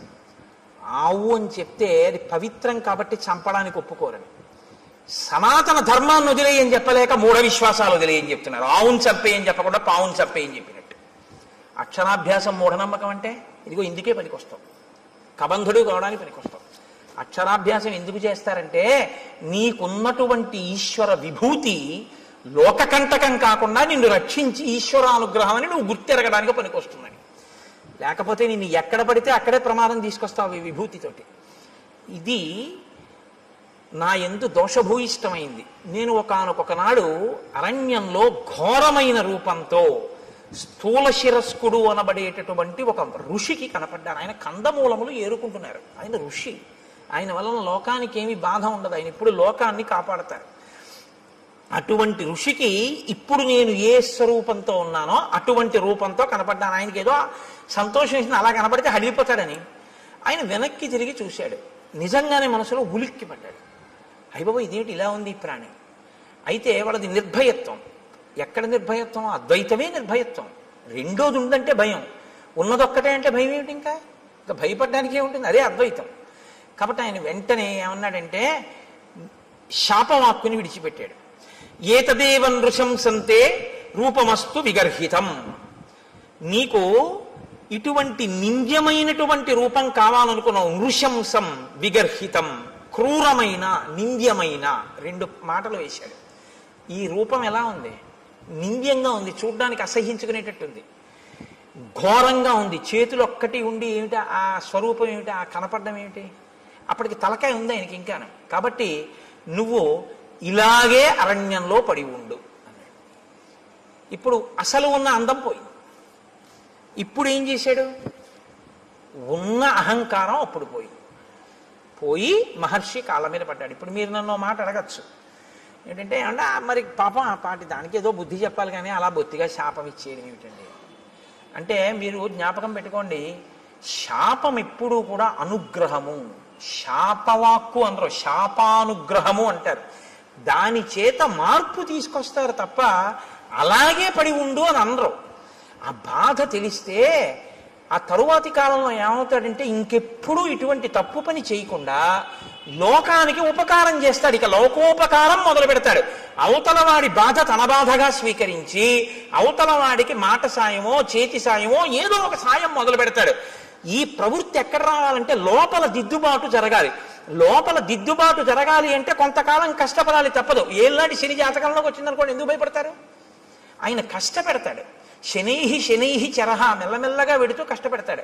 కానీ ఆ కష్టపెట్టడం వల్ల ఏమవుతుందో తెలుసా అండి? గొప్ప పరిణితి వస్తుంది, గొప్ప అనుభవం వస్తుంది. తరువాతి కాలంలో ఆయన కీర్తికి కారణమవుతుంది. అందుకే ఏలినాటి శనిని ఎప్పుడూ దూషించకూడదు. మీరు ఆయన్ని నమస్కారం చేసి ప్రార్థన చేస్తే ఆయన దాన్ని ఇంకొకలా మారుస్తాడు. ప్రతిరోజు తిరగవలసిన దాన్ని గుడి చుట్టూ తిరగడంగా మారుస్తాడు భక్తి ఇచ్చి. కాబట్టి ఇప్పుడు శాపానుగ్రహం ఎందుకు ఇస్తారు? మార్పు తీసుకురావడం కోసం ఇస్తారు. వెంటనే తనకు అర్థమైంది, అయ్య బాబోయ్ ఇలా ఉండడమా, పడ్డాడు మహర్షి కాళ్ళ మీద. ఇప్పుడు పడి అన్నాడు, ఎప్పుడు నాకు ఈ శాప విమోచనం అని అడిగాడు. అయితే మారావు కదా, ఇప్పుడే అన్నారు అనుకోండి, ఆ బుద్ధి మళ్ళీ మారిపోతుంది. అందులో ఆ బాధ ఏమిటో తెలియాలి. ఆయన అన్నాడు, యదాచిత్వా భుజౌ రామ త్వాం దహే ద్విజనే వనే తదాత్వం ప్రాప్స్యసే రూపం స్వమేవ విపులం శుభం. నీవు అరణ్యంలో పడి ఉండి ప్రాణుల్ని తింటుంటే ఒకానొకప్పుడు రామచంద్రమూర్తి అరణ్యంలోకి వచ్చి నీ భుజములను తెగనరుకుతారు. ఆ తెగనరికి అరణ్యంలో నిన్ను కాల్చేస్తారు. ఎందుకంటే ఆ ప్రాణి అలా ఉండిపోవడానికి వీల్లేదుగా, కాల్చబడాలి. సంస్కారం రాముడి దగ్గర ఉన్న గొప్పతనం అదే. మీతో నేను మనవి చేశా. అంత్యేష్టి సంస్కారం చేస్తాడు ఆయన. ప్రాణిని కాల్చేస్తాడు. అంటే చనిపోయినటువంటి ప్రాణిని అలా వదిలిపెట్టి వెళ్ళిపోడు, దానికి అంత్యేష్టి చేస్తాడు. పొద్దున్నే భోజనం చేస్తూ గోపాలకృష్ణ గారు నేను దాని గురించే కాసేపు ముచ్చటించాం. అలా ఎందుకు చేస్తాడండి రాముడు అని ఆయన ఏదో ప్రశ్న వేస్తే చెప్తున్నాను. ప్రతి ప్రాణికి కూడా దేవతలు ఆవహించి ఉంటారు. పాణి చెయ్యి ఉందనుకోండి ఇంద్రుడు ఉంటాడు, వాక్కు అగ్నిహోత్రం ఉంటుంది, కన్ను సూర్యుడు ఉంటాడు. ఇప్పుడు మీరు విడిచిపెట్టి వెళ్ళిపోయారనుకోండి, విడగొట్టాలి మంత్రం చేత. విడగొట్టేసేసి, అంటే ప్రత్యేకించి మనుష్య శరీరానికైతే, మిగిలిన వాటికైతే ప్రాణ అపాన వ్యాన ఉదాన సమాన నాగ కూర్మ కృకర ధనంజయ దేవదత్తముల్లో ధనంజయం అన్న వాయువు చేసేస్తుంది. మనుష్య ప్రాణికి ఈ దేవతలందరినీ కూడా మంత్రభాగంతో విడతీసేస్తారు. విడతీసి మళ్ళీ ఈ శక్తుల్ని దేవతల్లో కలుపుతారు. కలిపి జడమైపోయి మిగిలిపోయినటువంటి దేహాన్ని అగ్ని యందు దహించేస్తారు. కాబట్టి అది సంస్కారం. అంత్యేష్టి సంస్కారం 16వ సంస్కారం. అన్ని 16 మీద నడుస్తాయి సనాతన ధర్మంలో మనిషి జీవితం. అందుకని షోడశ కళా ప్రపూర్ణుడు చంద్రుడు, షోడశ సంస్కార ప్రపూర్ణుడు మనుష్యుడు.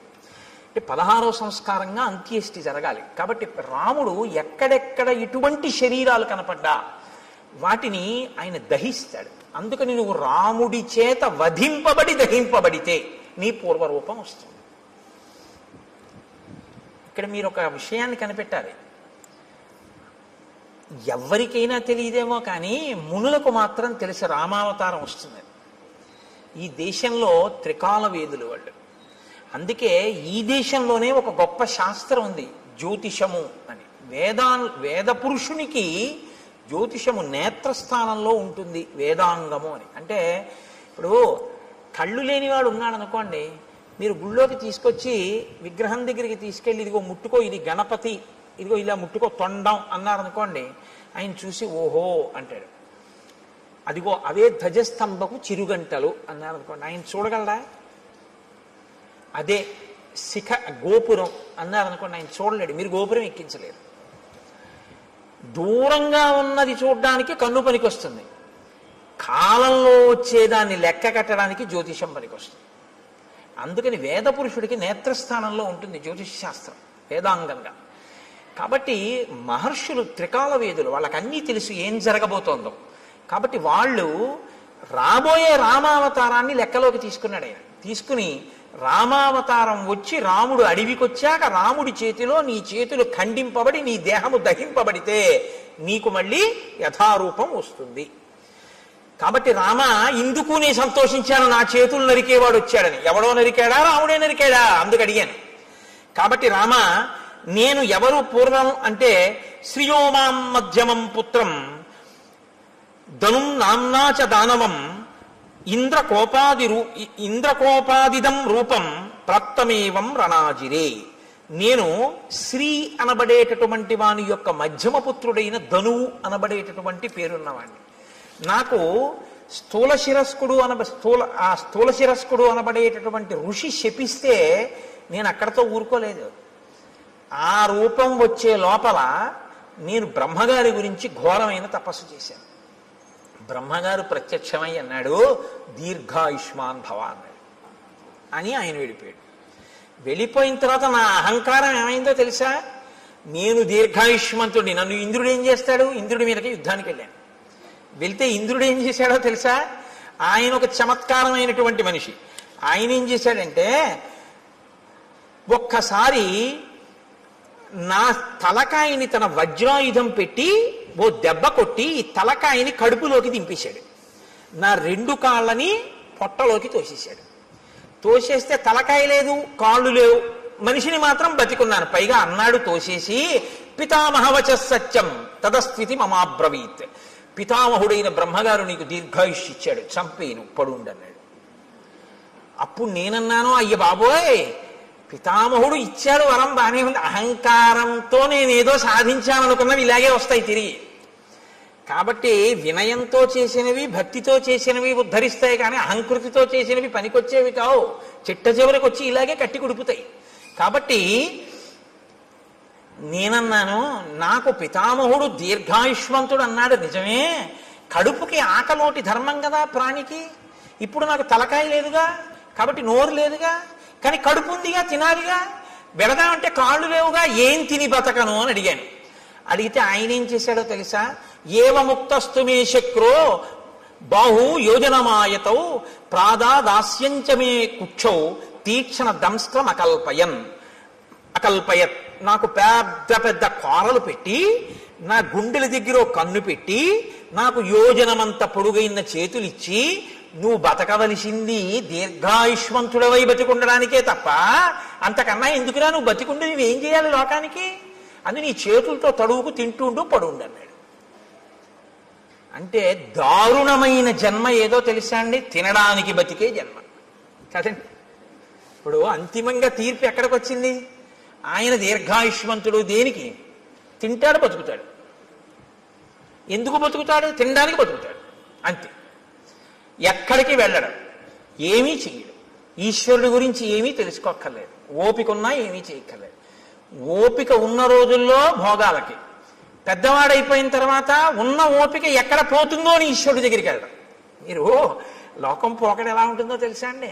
ఇప్పుడు ఎందుకండి అంటాడు. ఏమండి రామాయణానికి వెళ్ళొద్దాం ఏంటి అన్నాడు అనుకోండి ఎవడైనా. ఏంటండి ఇప్పటి నుంచి రామాయణం అవన్నీ, మరి ఎప్పుడండి అని మీరు అడిగారు అనుకోండి. రిటైర్ అయిపోయాక. రిటైర్ అయిపోయిన తర్వాత కూడా నువ్వు ఉంటావని ఎవరన్నా రాసిచ్చారా నీకు బాండ్ పేపరు? దంతంబుల్ పడనప్పుడే తనువుయందు ఆరూఢియున్నప్పుడే కాంతాసంఘము రోజనప్పుడే జరాక్రాంతంబు కానప్పుడే వింతల్మేన చరించునప్పుడే కురుల్ వెల్వెల్ల కానప్పుడే చింతింపన్వల మీ పదంబుజములం శ్రీకాళహస్తీశ్వర. ఇంకా నువ్వేం చేస్తావు? 60 ఏళ్ళు వచ్చేసి రిటైర్ అయిపోయిన తర్వాత అప్పుడు పూజపీఠ మీదకి వెళ్ళి కూర్చుని ఆ చెమ్యా అంటే నీకు తెలియదు. ఓ గుళ్ళోకి వెళ్ళి మంత్రపుష్పానికి ముందు నీళ్ళు వస్తే తీర్థం కింద గుచ్చేసుకుంటూ ఉంటాడు లోపలికి. ఎందుకంటే మంత్రపుష్పం ముందు చేయగడుక్కోమని వేశారు చేతిలోని ఆయనకి తెలియదు. అప్పుడు మళ్ళీ అర్చక స్వామి అయ్యో అయ్యో తాగేకండి అయ్యాలాగా ఇది తీర్థం గారు చేయగడుక్కోండి అంటే అప్పుడు ఆ చేతి నీళ్లు తీసుకెళ్ళి ఆయన పళ్ళల్లోనే కడిగేస్తాడు. అంటే అదో వాష్ బేసిన్ అనుకుంటాడు. అమ్మ బాబు నా అదృష్టం రా, ఇలాంటి భక్తుడు వచ్చాడు ఇవ్వాలని ఆయన అనుకోవాలి. లేరని మీరు అనుకుంటున్నారా? ఎక్కడిది ఈ అజ్ఞానం? ఓపికండగా ఆర్జించడానికి తినడానికి తప్ప ఈశ్వరుడు గురించి తెలుసుకోవడానికి పనికిరాలేదు. ఒక్కొక్కడి జీవితం అసలు అలాగే తెల్లారు. అసలు ఎప్పుడు దేనికి అంటే తిన్నాం, తింటుంటాడు అది తింటుందో రోజున. చెప్పానుగా, అన్నం అంటే తినున్నది, మన చేత తినబడున్నది, మనని తినున్నది, 2 అర్థాలు. కాబట్టి అది తినేస్తుందో రోజు, అయిపోయింది అంతే. కాబట్టి నీకు దీర్ఘాయుష్యే కదరా కావాలి. దానికి ఓ నోరు చాలు, ఆహారాన్ని చూసుకోవడానికి ఓ కన్ను చాలు, వెతుక్కు లాక్కోవడానికి ఓ 2 చేతులు చాలు. నువ్వు ఎక్కడికి వెళ్ళాలి? ఓ గుడికి వెళ్ళాలా, గోపురానికి వెళ్ళాలా? ఉంటే భయపెడతావు ఎక్కడికన్నా వెడితే. ఎందుకు నాన్న అలా పడుండు, దీర్ఘాయుష్మంతుడు అయి ఉండు. ఇప్పుడు తెలిసింది బాధ ఏమిటో. ఎందుకు చేశానా తపస్సు, ఎందుకు వెళ్ళానా ఇంద్రుడి మీదకి, ఎందుకు కనపడ్డానా ఋషికలాగా అని ఏడుస్తూ ఇన్ని వేల సంవత్సరాల నుంచి ఇక్కడ పడున్నా. అలా వస్తే తడువుకోను తిన్నాం. ఎప్పుడు నరికేస్తాడా ఈ చేతులను చూస్తూ కూర్చున్నాను రామా. ఇప్పుడు నువ్వు ఈ చేతులు నరికి ఒళ్ళు కాల్చేయి. ఎంత తొందరపడిపోయాడో తెలుసా అండి? సూర్యాస్తమయం అయిపోతోంది, అలిసిపోయిన రథాలతో వెళ్ళిపోతున్నాడు సూర్యుడు. సూర్యాస్తమయం అయితే కాల్చవు నువ్వు, ధర్మం. రామచంద్రమూర్తి చెయ్యడు అంచేసి సూర్యాస్తమయం అయితే. కాబట్టి అవ్వకుండా తొందరగా నన్ను ఒక గొయ్యి తీయించి అందులో పడేసి భూమి మీద పడుకోబెట్టి అంటించడానికి ఏం కుదరదు, అంత పెద్ద రాక్షసాకారం అది. ఇప్పుడు గోతిలో పారేసి దాని నిండా కట్టెలు పారేసి అగ్నిహోత్రం వెలిగించేస్తే నేనేం తొందరగా కాలుతాను అనుకుంటున్నావా? కదలిక లేదు కదండి, ఫ్యాట్ ఎలా డైల్యూట్ అవుతుంది? కాబట్టి ఒళ్ళంతా నీతి ముద్దలా కొవ్వు పట్టేసింది. ఇప్పుడు కొవ్వు పట్టాన కాలదు, అది అలా కాలుతూనే ఉంటుంది. అందుకే కొవ్వొత్తి తొందరగా కాలిపోతున్నాయండి. దీపారాధనలో ఒత్తి కాలిపోయినట్టు కాలదు, అలా కొవ్వు కరుగుతూ దీపం అలా కిందకు వస్తూ ఉంటుంది. ఆ కొవ్వంతా కాలాలి. కాబట్టి రామ చాలాసేపు పడుతుంది నా ఒళ్ళు కాలిపోవడానికి. అందుకని తొందరగా ఓ గొయ్యి తవ్వించి తోసేసి కాల్చేయి. నాకు ఇప్పుడు ఈ శరీరంతో ఉంటే స్మృతి ఉండదు. నా అసలు శరీరం నాకు వచ్చేస్తే నాకు దివ్య స్మృతి కలుగుతుంది, ఎక్కడ ఏం జరిగిందో తెలుసుకోగలను. అప్పుడు నీ భార్యను ఎవరపహరించారో నేను చెప్తాను, నీకు నేను ఆ సాయం చేస్తాను. ఇత పూర్వం ఎప్పుడైనా అన్నాడండి ఇలాంటి మాటలు?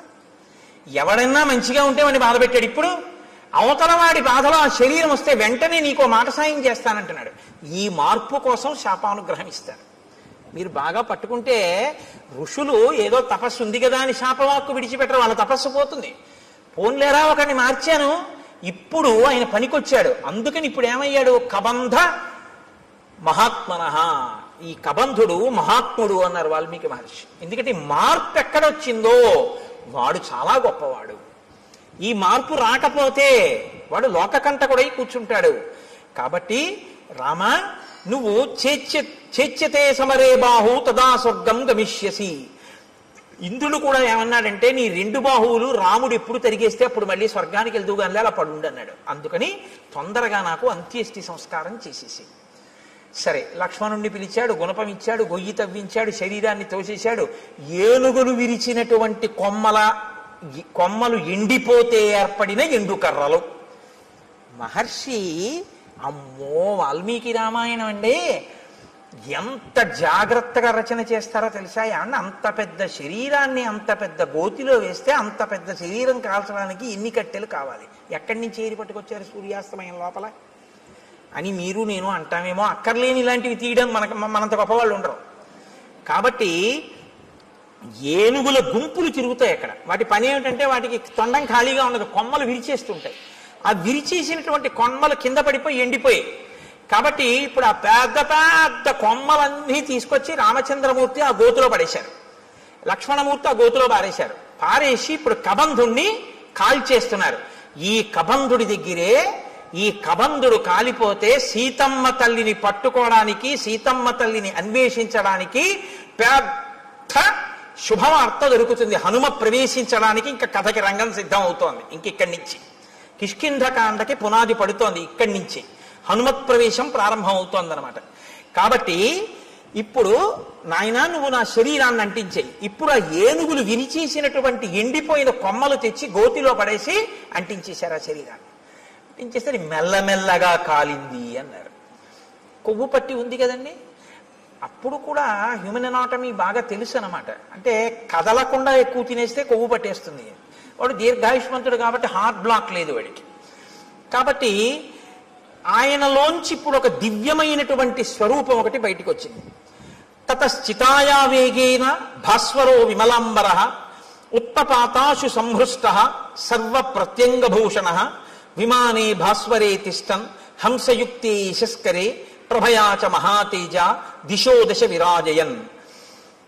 దశ దిశలు వెలిగిపోయేటట్టుగా హంసలు పూంచినటువంటి రథం మీద తెల్లటి వస్త్రములు ధరించి అంగ ప్రత్యంగములన్నీ కూడా సువర్ణ మణిబయబోయినటువంటి భూషణముల చేత అలంకరింపబడినటువంటి వాడై వెలిగిపోతున్న పగిది ఒక్కసారి ఆ కబంధుడు మళ్ళీ పూర్వస్వరూపంతో ఆ రథంలో కూర్చుని కనపడ్డాడు.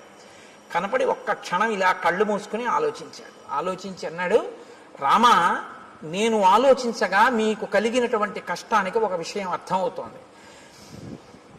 దశాభాగగతో హీనః తం హి రామః సలక్ష్మణః యత్కృతే వ్యసనం ప్రాప్తం త్వయా దార ప్రదర్శనం. మీరు దుర్దశ యొక్క ఫలితాన్ని అనుభవిస్తున్నారు. అందుకే భార్య దూరం అయిపోయింది. మీ ఇద్దరికి జాడ తెలియట్లేదు. ఎంత నడుస్తున్నారో కూడా తెలియనంత దూరం నడిచి కష్టపడి వెతుకుతున్నారు. ఇప్పుడు ఇలా వెతికి తిరిగి ప్రయోజనం లేదు. మీకు సాయం చెయ్యగలిగిన మిత్రుడు ఒకడు కావాలి. ఒక గొప్ప మిత్రుడు. ఆయన ఎటువంటి వాడై ఉండాలి? ఆయన ఈ లోకమంతా తిరిగిన వాడై ఉండాలి. ఈ భూమండలం అంతా తిరిగిన వాడైతే ఎక్కడెక్కడ ఏమున్నాయో తెలిసిన వాడై ఉంటాడు. ఎందుకని? రావణుడు అన్నది ఒక్కటే తెలుసు తప్ప అతను ఎక్కడుంటాడో ఏమిటో నాకు తెలియదు అంటున్నావుగా, జటాయువు చెప్పాడని. ఆ రావణుడు ఎవరో, ఎక్కడుంటాడో, ఎలా పరిపాలిస్తాడో, ఎంతమంది రాక్షసులు ఉంటారో ఇవన్నీ తెలియాలంటే ఈ భూమండలం అంతా తిరిగిన వాడై ఉండాలి. అన్నీ తెలుసున్నవాడై ఉండాలి. ఎందుకు తిరిగాడన్న కారణం వేరు. ఇంద్రుడిగానికి కిష్కింధకాండలో అలా తిరిగిన వాడు ఉన్నాడు రామ. ఆయన గురించి చెప్తాను, ఆయనతో స్నేహం చేసుకో. అటువంటి మిత్రుణ్ణి సంపాదించావా, ఆ మిత్రుడి వలన నీకు సీతమ్మ జాడ దొరుకుతుంది. కాబట్టి తదవశ్యంతయా కార్య స సుహృత్ సుహృదాంవర. ఓ మంచి హృదయం ఉన్నటువంటి రామ, నీకొక మంచి స్నేహితుడు కావాలి. అకృత్వాహినతే సిద్ధిం అహం పశ్యామి చింతయం. నాకు ఆలోచిస్తే అది అనిపిస్తోంది. శ్రూయతాం రామ వక్ష్యామి సుగ్రీవో రామ వానర భ్రాతా నిరస్త క్రుద్ధేన వాలినా శక్రసూనునా ఋష్యమూకే గిరివరే పంపా పర్యంత శోభితే నివసత్యాత్మవాన్ వీర చతుర్భిః సహవానరై వానరేంద్రో మహావీర్య తేజోవాన్ అమిత ప్రభ సత్యసంధో వినీతశ్చ ధృతిమాన్ మతిమాన్ మహాన్ దక్ష ప్రగల్భో ద్యుతిమాన్ మహాబల పరాక్రమ భ్రాత్రా నివాసితో రామ రాజ్యహేతోర్మహాబల స వృక్షరజస పుత్ర పంపామటతి శంకిత భాస్కరస్యౌరస పుత్రో వాలినా కృతకిల్బిష. సూర్య భగవానుడి యొక్క ఔరసపుత్రుడైనటువంటి సుగ్రీవుడనబడేటటువంటి ఒక వానర రాజు ఋష్యమూక పర్వత శిఖరముల మీద ఉన్నాడు. కారణాంతరముల చేత తన అన్నగారైనటువంటి వాలి చేత రాజ్యంలోంచి బయటికి వెళ్ళగొట్టబడ్డాడు. వెళ్ళగొట్టబడి నలుగురు వానరులు తన చుట్టూ సేవిస్తూ ఉండగా, అందులోనే ఉన్నారు హనుమ, నలుగురు వానరులు సేవిస్తుండగా సుగ్రీవుడు ఋష్యమూక పర్వతం మీద ఉన్నాడు. అపారమైన బలవంతుడు, ఈ భూమండలంలో ఎక్కడ ఏమున్నాయో అన్నీ తెలుసున్నవాడు. అతనితో నువ్వు అగ్నిసాక్షిగా స్నేహం చేసుకుంటే అతను దశ దిశలకి వానరములను పంపించి సీతమ్మ యొక్క జాడ కనిపెడతాడు. నువ్విలా తిరిగి తెలుసుకోక్కర్లేదు రామ. కాబట్టి ఇప్పుడు నీకు మిత్ర సహాయం అవసరమయ్యింది. అతను మహాబలపరాక్రమములు కలిగినటువంటి వాడు, గొప్ప వీర్యవంతుడు, వానరేంద్రుడు, తేజస్సున్నవాడు, సత్యసంధుడు, నీతి కలిగినటువంటి వాడు, పట్టుదల ఉన్నటువంటి వాడు, మంచి మతి కలిగినటువంటి వాడు, దక్షత కలిగినటువంటి వాడు, కాంతి కలిగినటువంటి వాడు. అటువంటి వాడితో నువ్వు స్నేహం చేసుకుంటే ఆయన నీ కార్యంలో సాయం చేస్తాడు. కాబట్టి ఆ వృక్షరజస్సు యొక్క కుమారుడైనటువంటి సుగ్రీవుడితో నువ్వు వెంటనే స్నేహం చేసుకోవడానికి ఋష్యమూక పర్వతానికి బయలుదేరు. ఆ ఋష్యమూక పర్వతం ఎక్కడుంది అంటావేమో, నీకు దారి చెప్తాను చూడు. రామాయణం ఎంత ఆప్యాయంగా ఉంటుందో తెలుసా అండి. హైదరాబాదు ఎప్పుడు ఆయన వెళ్ళలేదు. ఆయన కొడుకుని మొదటిసారి పంపిస్తున్నాడు ఉద్యోగానికి. హైదరాబాదు వెడుతున్నటువంటి కొడుకుని కంగారుగా తీసుకొచ్చి రైలు ఎక్కించడంలో ఆయనకి కట్టిన మినపరొట్టె తేవడం మర్చిపోయాడు తండ్రి. ఎప్పుడూ హైదరాబాదు వెళ్ళే అలవాటు ఉన్నటువంటి మేనమామ గారు వచ్చాడు స్టేషన్కి. ఇప్పుడు తండ్రి అంటాడు, రే నాన్న రొట్టె తేవడం మర్చిపోయాను, ఎలా తింటావు, ఎలాగా, ఎప్పటికెడుతుందో, ఎప్పటికి దిగుతావో, అది అక్కడ ఏముంటుందో ఏముండదో, నాన్న నా ప్రాణాలు నీ మీదే ఉంటాయి ఇస్మా, వెళ్ళాక ఉత్తరం రాయి అంటాడు. మేనమామ గారు అంటాడు, రే నీకేం భయం లేదు, ఇప్పుడు ట్రైన్ బయలుదేరుతుందా, బయలుదేరగానే మొదటి స్టేషను అనపర్తి, రెండో స్టేషను ద్వారపూడి, మూడో స్టేషను రాజమండ్రి వెళ్ళేటప్పటికి 8 అవుతుంది. 8 గంటలకి నువ్వు రాజమండ్రి రైల్వే స్టేషన్లో కిందకి దిగితే అక్కడ 10 నిమిషాలు ఆగుతుంది. దిగి నువ్వు చూస్తే అక్కడే మంచి అరటిపళ్ళు, చాలా చక్కటి రొట్టెలు అన్నీ అమ్ముతూ ఉంటారు. కాబట్టి నువ్వు అక్కడ నీకు కావలసిన 2 ఇడ్లీ 2 అరటిపళ్ళు అవి కొనుక్కొని చక్కగా అవి తినేసి మళ్ళీ రైలు ఎక్కి కూర్చుంటే 10 నిమిషాల కన్నా ఆగదు, గబగబా కొనేసుకో. రైల్లో కూర్చుని తినేసి మంచినీళ్ళు తాగేసి వాటర్ బాటిల్ మర్చిపోకు, ఎక్కిళ్ళు వస్తాయి. వాటర్ బాటిల్ కొనుక్కుంటే ఎక్కి పడుకున్నావు అంటే హాయిగా తెల్లవారేటప్పటికి 6 హైదరాబాద్ వెళ్ళిపోతా ఉంటాడు. తెలుసున్నవాడు చెప్పేటప్పుడు రాజమండ్రి వస్తుంది, ద్వారపూడి వస్తుందని చెప్పడు. ఎక్కడ ఏం తినాలో, ఏం తాగాలో, ఎలా పడుకోవాలో, ఎలా వెళ్ళాలో ఎందుకు చెప్తాడంటే ఆత్మీయత అందులో కలిసిపోయి ఉంది. కలిసిపోయి ఉండడంలో అలా చెప్తాడు. కాబట్టి ఇప్పుడు చూడండి, నిజంగా మాట్లాడడంలో వాల్మీకి మహర్షి మాట్లాడించడంలో అందం చూడండి, ఇందుకుని మహాత్ముడయ్యాడు. ఇప్పుడు రాముడి మీద ఎంత ప్రేమతో మాట్లాడుతున్నాడంటే ఋషముఖానికి వెళ్ళి నీ పని అవుతుందని ఏదో చేతకాని వాడికి చెప్పినట్టు చెప్పట్లేదు. ఉపకారం చేయడంలో అంత శ్రద్ధతో చేస్తున్నాడు. మహానుభావుడి వల్ల నేను మళ్ళీ పునర్జన్మ పొందానని సంతోషిస్తున్నాడు. నాయన రామ, నువ్వు లక్ష్మణ సహితుడవై పశ్చిమ దిశగా ఇదే మార్గంలో వెడితే బోలెడన్ని చెట్లు కనపడతాయి. నేరేడు, మోరటి, పనస, జువ్వి, మర్రి, తుమ్మిక, రావి, కొండగోగు, మామిడి, చండ్ర, పొన్న, ఎర్రగోరుంట, కానుగ, నల్లవి, అశోక వృక్షాలు, కడిమి చెట్లు, గన్నేరు చెట్లు, నల్లజీడి చెట్లు, అశోక వృక్షాలు, ఎర్రచందన చెట్లు, దేవదారు వృక్షాలు అన్నీ కనపడతాయి. ఎందుకు ఇవన్నీ? ఆప్యాయత కలిగిన మేనమామ చెప్పినట్టు చెప్పడం. వీటికి మంచి మంచి పళ్ళు ఉంటాయి. లక్ష్మణుడు ఎక్కి కోసి నీకు తెచ్చి పెట్టచ్చు, లేదా కొమ్మలు ఉంచినా కూడా అందుతాయి. అంటే కింద కొమ్మలకు కూడా అన్ని పళ్ళుంటే ఆ పళ్ళు ఎవరు కొయ్యరు. ఎంత వివరంగా మాట్లాడతాడో చూడండి.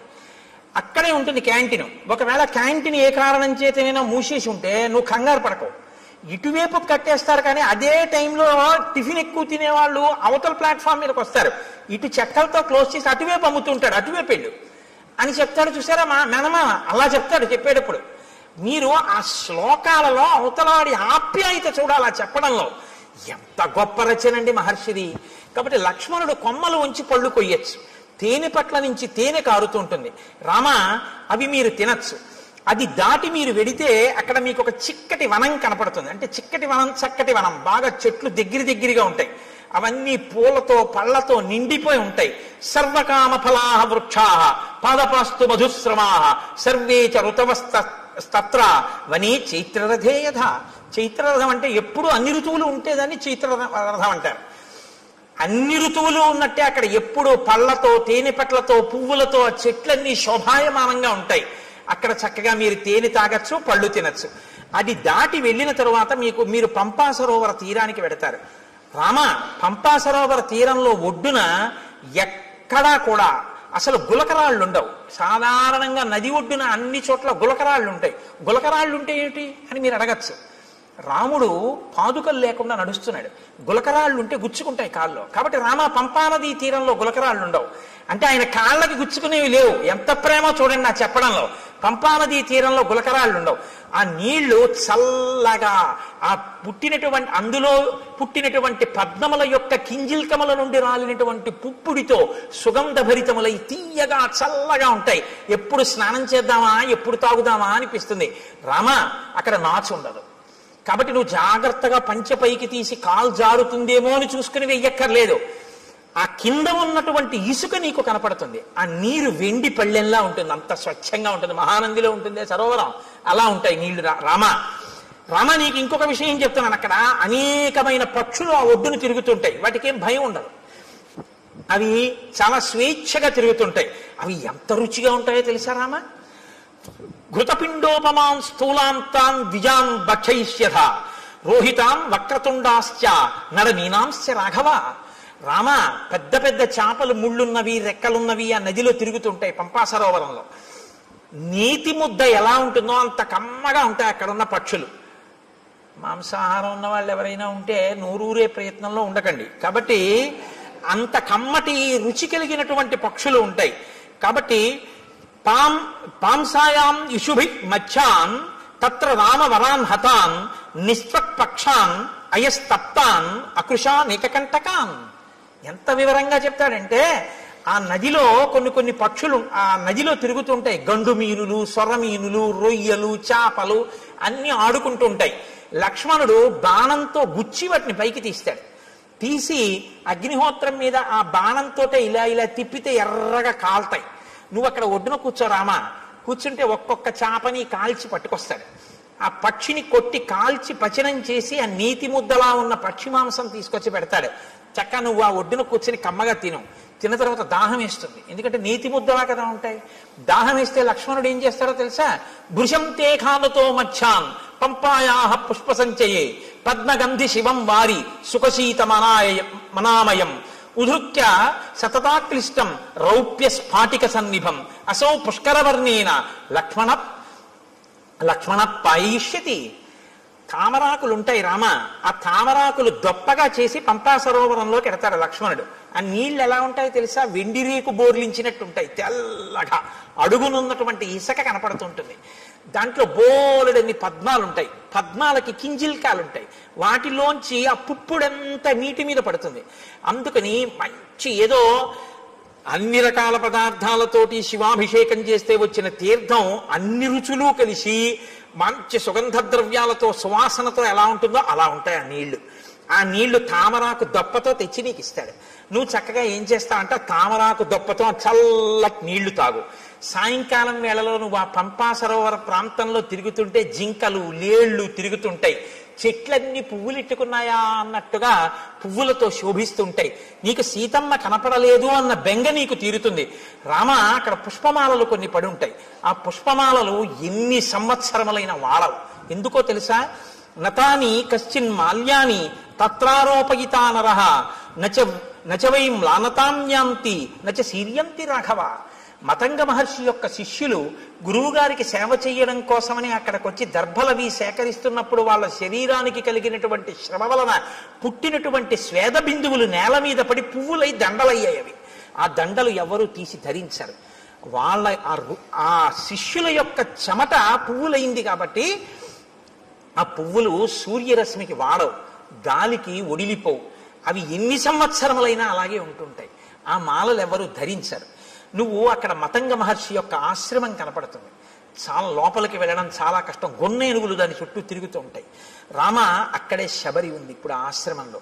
తేషాం గతానాం ఆద్యాపి దృశ్యతే పరిచారిణి శ్రమణీ శబరీనామ కాకుత్స చిరంజీవిని త్వాంతు ధర్మే స్థితా నిత్యం సర్వభూత నమస్కృతం దృష్ట్వా దేవోపమం రామ స్వర్గలోకం గమిష్యతి. నువ్వొక్కసారి ఆ ఆశ్రమంలోకి వెళ్ళి శబరిని చూస్తే శబరి నిన్ను చూసిన తరువాత స్వర్గలోకానికి వెళ్ళిపోతుంది. నీకోసమే ఎదురు చూస్తోంది. రామ, అక్కడ నుంచి కొంచెం ముందుకు వెడితే ఎప్పుడు ఏనుగులు తిరుగుతూ ఉంటాయి. ఆ ఏనుగులు తిరుగుతున్నటువంటి ప్రాంతానికి లోపలే మతంగ మహర్షి చేత నిర్మింపబడిన మతంగవనము అని ప్రసిద్ధికెక్కినటువంటి ఆశ్రమం ఉంది. అక్కడే పంపా సరోవరానికి తూర్పున ఋష్యమూకము అనేటటువంటి ఒక పెద్ద పర్వతం ఉంది. ఆ పర్వతం యొక్క గొప్పతనం ఏమిటో తెలుసా రామ? ఋష్యమూకశ్చ పంపాయాః పురస్తాత్ పుష్పిత ద్రుమః సుదుఃఖారోహణో నామ శిశునాగాభిరక్షితః ఉదారో బ్రహ్మణా చైవ పూర్వకాలే వినిర్మితః శయానః పురుషో రామ తస్య శైలస్య మూర్ధని యత్ స్వప్నే లభతే విత్తం తత్ ప్రబుద్ధోది గచ్చతి నత్వేనం విషమాచారః పాపకర్మాధిరోహతి యస్తు తం విషమాచారః పాపకర్మాధిరోహతి తత్రైవ ప్రహరంత్యేనం సుప్త ఆదాయ రాక్షసాః తత్రాపి శిశునాగానాం ఆక్రంధ శ్రూయతే మహాన్ క్రీడతాం రామ పంపాయాం మతంగారణ్యవాసినాం. ఆ ఋష్యమూక పర్వత శిఖరములున్నాయే, ఆ శిఖరము పైకి ఎక్కడం చాలా చాలా కష్టం రామ. అందుకే ఆ శిఖరానికి పేరు ఏమని పిలుస్తారో తెలుసా? దాన్ని సుదుఃఖారోహణ శిఖరము అని పిలుస్తారు. ఎక్కడం చాలా కష్టం కాబట్టి ఆ శిఖరం మీదకి ఎవరూ ఎక్కలేరు. దాని చుట్టూ ఎప్పుడు గొన్నేనుగులు తిరుగుతుంటాయి, శిశునాగములు. కాబట్టి ఆ గొన్నేనుగులు గుంపులు గుంపులుగా తిరుగుతుంటాయి. పంపా సరోవరంలో నీళ్లు తాడి ఆడుకుంటుంటాయి. ఎవరైనా శిఖరం పైకెక్కి రాత్రి నిద్రపోయినప్పుడు వాళ్ళ కల్లో ఏం కనపడుతుందో అది వాళ్ళకి దొరుకుతుంది తెల్లవారేటప్పటికి. పాపాచారం కలిగిన వాళ్ళు ఋష్యమూక పర్వతం మీదకి ఎక్కి ఉండలేరు. ఒకవేళ ఉన్నా వాళ్ళకి నిద్ర పట్టగానే రాక్షసులు వచ్చి చంపేస్తారు. కాబట్టి ఏమర్థం అవుతోంది? ఋష్యమూక పర్వతం మీదున్న సుగ్రీవుడు నలుగురు వానరులు పాపాచారము కలిగిన వారు కారు. వారు పాపాచారులు అని వాలి తరిమేశాడు తప్ప వాళ్ళు నిజమునకు పాపాచారులు కారు. అటువంటి వారైతే రామా నిన్ను వాళ్ళతో సంధి చేసుకోమని చెప్పడం, ఇది దాని అర్థం. కాబట్టి యత్ స్వప్నే లభతే విత్తం తత్వబుద్ధోధి గచ్చతి. రాత్రి కల్లో ఏం కనపడిందో అది తెల్లవారేటప్పటికీ ఆ కొండ మీద దొరుకుతుంది. కాబట్టి రామ, ఆ పర్వత శిఖరం మీదకి వెడితే అక్కడ ఒక గొప్ప గుహ ఒకటి ఉంది. రామతస్యతు శైలస్య మహతీ శోభతే గుహ శిలాపిధానా కాకుత్స దుఃఖం చాస్యాహ ప్రవేశనం. ఆ గుహకి ఒక పెద్ద శిల అడ్డు పెట్టి ఉంటుంది. దానిలోనే సుగ్రీవుడు నలుగురు వానరులతో ఉంటాడు. ఆ గుహలోకి ప్రవేశించడం చాలా కష్టం. తస్యా వసంతి సుగ్రీవ చతుర్భి సహవానరై కదాచిత్ శిఖరే తస్య పర్వతస్యావతిష్టతే. రామ, ఆ శిశునాగములు, ఆ గొన్నేనుగులున్నాయే, అవి పంపా సరోవరంలోకి వచ్చి నీళ్లు తాగి పైకి చిమ్మి ఆడుకుని పెద్దగా అరుస్తుంటాయి. అవి అలా అరిచినప్పుడు వాటి యొక్క ఘీంకారములు ఆ పర్వత శిఖరం మీదకి వినపడుతుంటాయి. అప్పుడప్పుడు సుగ్రీవుడు గుహలోంచి బయటికి వచ్చి నలుగురు వానరులతో కలిసి ఆ శిఖరం మీద కూర్చుని చూస్తూ ఉంటాడు. ఇవన్నీ అక్కడే ఉన్నాడు. నిజంగా లైవ్ టెలికాస్ట్ ఇస్తారండి. మనం చదువుతుంటే అబ్బా మనం ఒక్కసారి ఆ ఋష్యమూక పర్వతం, ఆ పంపా నది, ఇంకా ఎన్ని చెప్పారో తెలుసా అండి. రామ, గుంపులుగా అడవి పందులు వస్తాయి. అడవి పందులు పంపా సరోవరంలో నీళ్లు తాగి పర్వత గుహల్లో ఆడుకుంటూ వెళ్ళి పడుకుంటాయి. పడుకుని పెద్ద పెద్ద రంకెలు వేస్తాయి. ఆ రంకెలు ఎలా ఉంటాయో తెలుసా? ఆబోతు రంకెల్లా ఉంటాయి. అక్కడ గొన్నేనుగులు ఏమి ఆటలాడుతుంటాయో రామ, ఆ పర్వత శిఖరం చుట్టూ అవి తిరుగుతుంటాయి. వాటిని దాటి శిఖరం ఎక్కవలసి ఉంటుంది. ఇవన్నీ చెప్పి రామ తొందరగా బయలుదేరి సుగ్రీవుడితో స్నేహం చేసుకో. చాలా సంతోషం అన్నారు. మీరు ఆజ్ఞనిస్తే నేను బయలుదేరుతానన్నాడు. ఆయన వెళ్ళిపోయాడు. రామలక్ష్మణులు ఇద్దరూ బయలుదేరి శబరి ఉన్నటువంటి ఆ మతంగ మహర్షి యొక్క ఆశ్రమాన్ని చేరుకున్నారు. శబరి వెంటనే స్వాగతం చెప్పింది. స్వాగతం చెప్పి అంది, తౌచు దృష్ట్వా తదా సిద్ధ సముద్ధాయ కృతాంజలి రామస్య పాదౌ జగ్రాహ లక్ష్మణస్య చ ధీమతః పాద్యమాచమనీయం చ సర్వం ప్రాణాద్యధానిధి. ఆవిడ వెంటనే రామలక్ష్మణులు ఇద్దరి పాదములు పట్టుకుని అర్ఘ్యపాద్యములిచ్చి కూర్చోపెట్టి, నాయనా రామ, నీ దర్శనం కోసమే నేను ఎదురు చూస్తున్నాను అని. అంటే రాముడు ఆవిడ్ని ప్రశ్నించాడు. ఇదే నేను మీతో అన్నది. రాముడు ఎవరితో ఎక్కడ ఎలా మాట్లాడతాడో మీకు అలవాటైతే ఎక్కడ ఎలా మాట్లాడాలో మీకు వచ్చేస్తుంది కొన్నాళ్ళకి. తాపసితో మాట్లాడుతున్నాడు కాబట్టి ఆయన ఎలా మాట్లాడతాడో చూడండి. తమువాచ తతో రామః శ్రమణీం సంసితవ్రతాం కచ్చిత్తే నిర్జితాః విఘ్నాః కచ్చిత్తే వర్ధతే తపః కచ్చిత్తే నిహిత క్రోధాహారస్య తపోధనే కచ్చిత్తే నియమాః ప్రాప్తాః కచ్చిత్తే మనసః సుఖం కచ్చిత్తే గురు శుశ్రూషా సఫలా చారుభాషిణి. ఓ శబరి, నీ తపస్సు విఘ్నం లేకుండా కొనసాగుతోందా? నువ్వు ఆహారమును స్వీకరించేటప్పుడు నియమాన్ని ఉల్లంఘించకుండా ఆహారాన్ని తీసుకోవడంలో ఏ ఇబ్బంది లేకుండా తీసుకుంటున్నావంటే రుచికి లొంగకుండా ఉండగలుగుతున్నావా? కచ్చిత్తే వర్ధతే తపః, తపస్సు రోజు రోజుకి పెంచుకోగలుగుతున్నావా? ప్రతిరోజు నియమాలు పాటిస్తున్నావా? నీ మనసు సుఖంగా ఉంటోందా? నీ గురు శుశ్రూష బాగా జరిగిందా? నాకు వాటి గురించి చెప్పు. ఎవరిని ఏవడగాలో అవి అడగాలి. అడిగితే ఆవిడ చాలా సంతోషించింది. అద్యప్రాప్తా తపస్సిద్ధి తవ సందర్శనాన్మయ అద్యమే సఫలం తప్తం గురువస్య సుపూజితాః అద్యమే సఫలం జన్మ స్వర్గస్యైవ భవిష్యతి త్వయిదేవ వరే రామ పూజితే పురుషర్షభ చక్షుషా తవ సౌమ్యేన పూతాస్మి రఘునందన గమిష్యాం అక్షయాన్ లోకాన్ తత్ప్రసాదాదరిందమా. నాయన, ఎప్పటి నుంచో నీ దర్శనం కోసమే ఎదురు చూస్తున్నాను. నా తపస్సు ఇంతకాలం నిర్విఘ్నంగా సాగింది అని గుర్తేమిటో తెలుసా? నా తపస్సు సిద్ధి పొందింది అనడానికి తార్కాణమే నీ దర్శనం. నీ దర్శనం కోసమే చూస్తున్నాను. నీ దర్శనం కోసమే ఇంతకాలం నుంచి ఎదురు చూస్తూ ఉన్న నాకు ఈ కన్నులతో నిన్ను చూసే భాగ్యం కలిగింది కాబట్టి, నేను ఉన్న ప్రయోజనం పూర్తయిపోయింది కాబట్టి నువ్వు అనుమతించిన తర్వాత ఇంకా నేను ఊర్ధ్వలోకాలకి వెళ్ళిపోతాను. మయాతు వివిధం వన్యం సంచితం పురుషర్షభ తవార్థే పురుషవ్యాఘ్ర పంపాయా స్థిర సంభవం.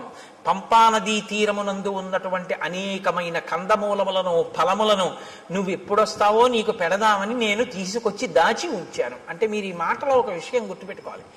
శ్రద్ధ అని ఒకటి ఉంటుంది. శ్రద్ధ అంటే ఏమిటో తెలుసా అండి?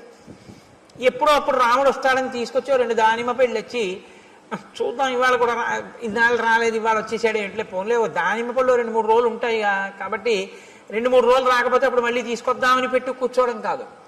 ద్రాక్ష పళ్ళ గుత్తి నైవేద్యం పెట్టడానికి ద్రాక్ష పళ్ళ గుత్తి నుంచి ద్రాక్ష పళ్ళు విడతీసి కడిగి నైవేద్యం పెట్టడానికి చాలా తేడా ఉందిగా. ఉందా లేదా? మీకు గుత్తిస్తే తింటారా?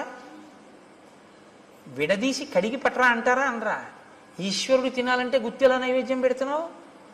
నీకు తినాలని కోరుకుంటే పూజలో అంతర్భాగం చక్కగా పళ్ళన్నీ విడదీసి నీళ్లతో కడిగి పళ్ళెంలో చక్కగా అందులో మెత్తబడిపోయిన పళ్ళు తీసేసి మిగిలిన పళ్ళు వెండి పళ్ళెంలో నీ వెండి పళ్ళెం కూడా కాదుగా, ఇచ్చారుగా పెద్ద పళ్ళెం చక్కగా నైవేద్యం పెట్టమని, అందులో చక్కగా విశాలంగా పెట్టి రామ చక్కగా మెల్లగా అమ్మ నా తల్లి సీతమ్మ లక్ష్మణయ్య ఒక్కొక్క పండు తీసుకుని హాయిగా తినండి అని ఆ పళ్ళెం అక్కడ పెట్టి ప్రశాంతంగా నివేదన చెయ్యి.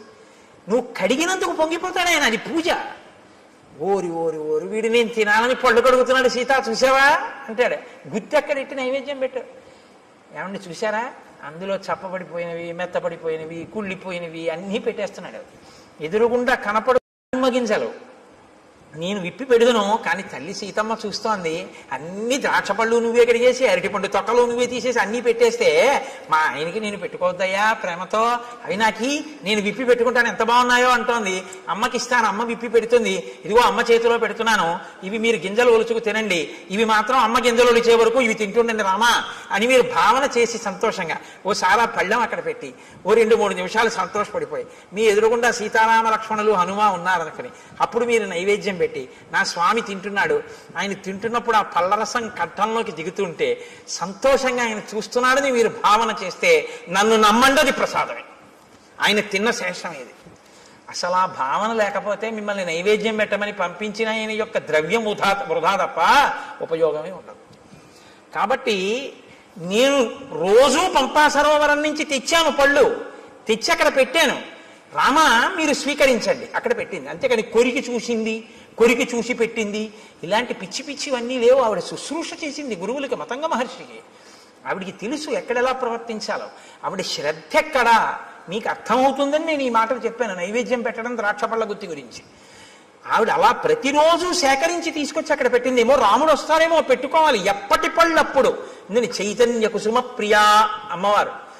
అందుకే అమ్మవారికి బంగారు తామరలతో బంగారం పూలు చేయించాలని అంటారు. బంగారం పూలతో చేయిస్తే మీరు గుర్తుపెట్టుకోండి జాగ్రత్తగా, చాలామంది చేసేస్తారు కానీ దానికి ఒక కాడ ఉంటుంది. రెండో రోజు ఎవరో ఏం చేస్తాడు, ఇలా తీస్తాడు ఆ పూలు, అది గీసుకుని అమ్మవారి పాదానికి ఎర్రగా ఉన్న నా తల్లి పాదం మీద గీత పడి చిన్ని నెత్తుటి చుక్క పైకి చిందింది అనుకోండి, మీరు 1,000,000 జన్మలెత్తినా మీ పాపం పోదు. ఎవడు చేయమన్నాడు ఆ పూలు? ఓ గడ్డి పువ్వు తెచ్చి అక్కడ పెట్టు చాలు. అందుకే ఆవిడ చెప్పింది చైతన్య కుసుమ ప్రియా, నేను చైతన్యం ఉన్న పువ్వుల్ని ఇష్టపడతాను అని చెప్పింది ఆవిడ. ఈ బంగారం పూలు వెండి పూలు తెచ్చేమని ఎవడో చెప్పలేదు, ఎవడో వెర్రెక్కినవాడు మొదలెట్టాడు ఇవన్నీ. కాబట్టి అలాంటి పిచ్చి పనులు అనవసరం. చైతన్య కుసుమాలు ప్రకృతిలో వచ్చాయి, వాటితో చేస్తే చాలు.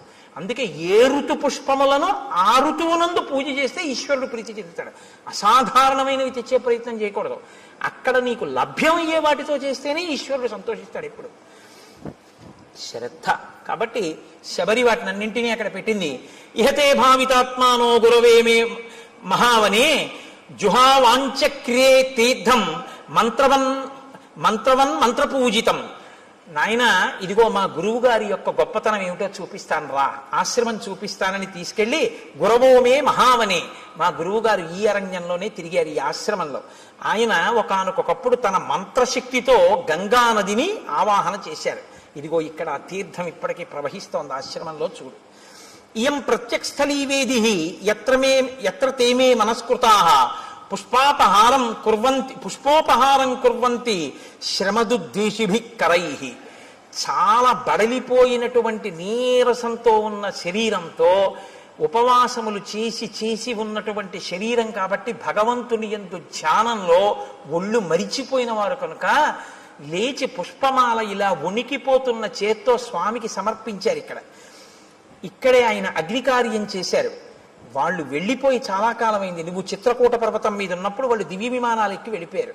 రామ, ఇప్పటికీ వేదులు ఎలా ప్రకాశిస్తుంటాయో చూడు, దిశలన్నీ ప్రకాశిస్తాయి ఈ వేదుల వల్ల.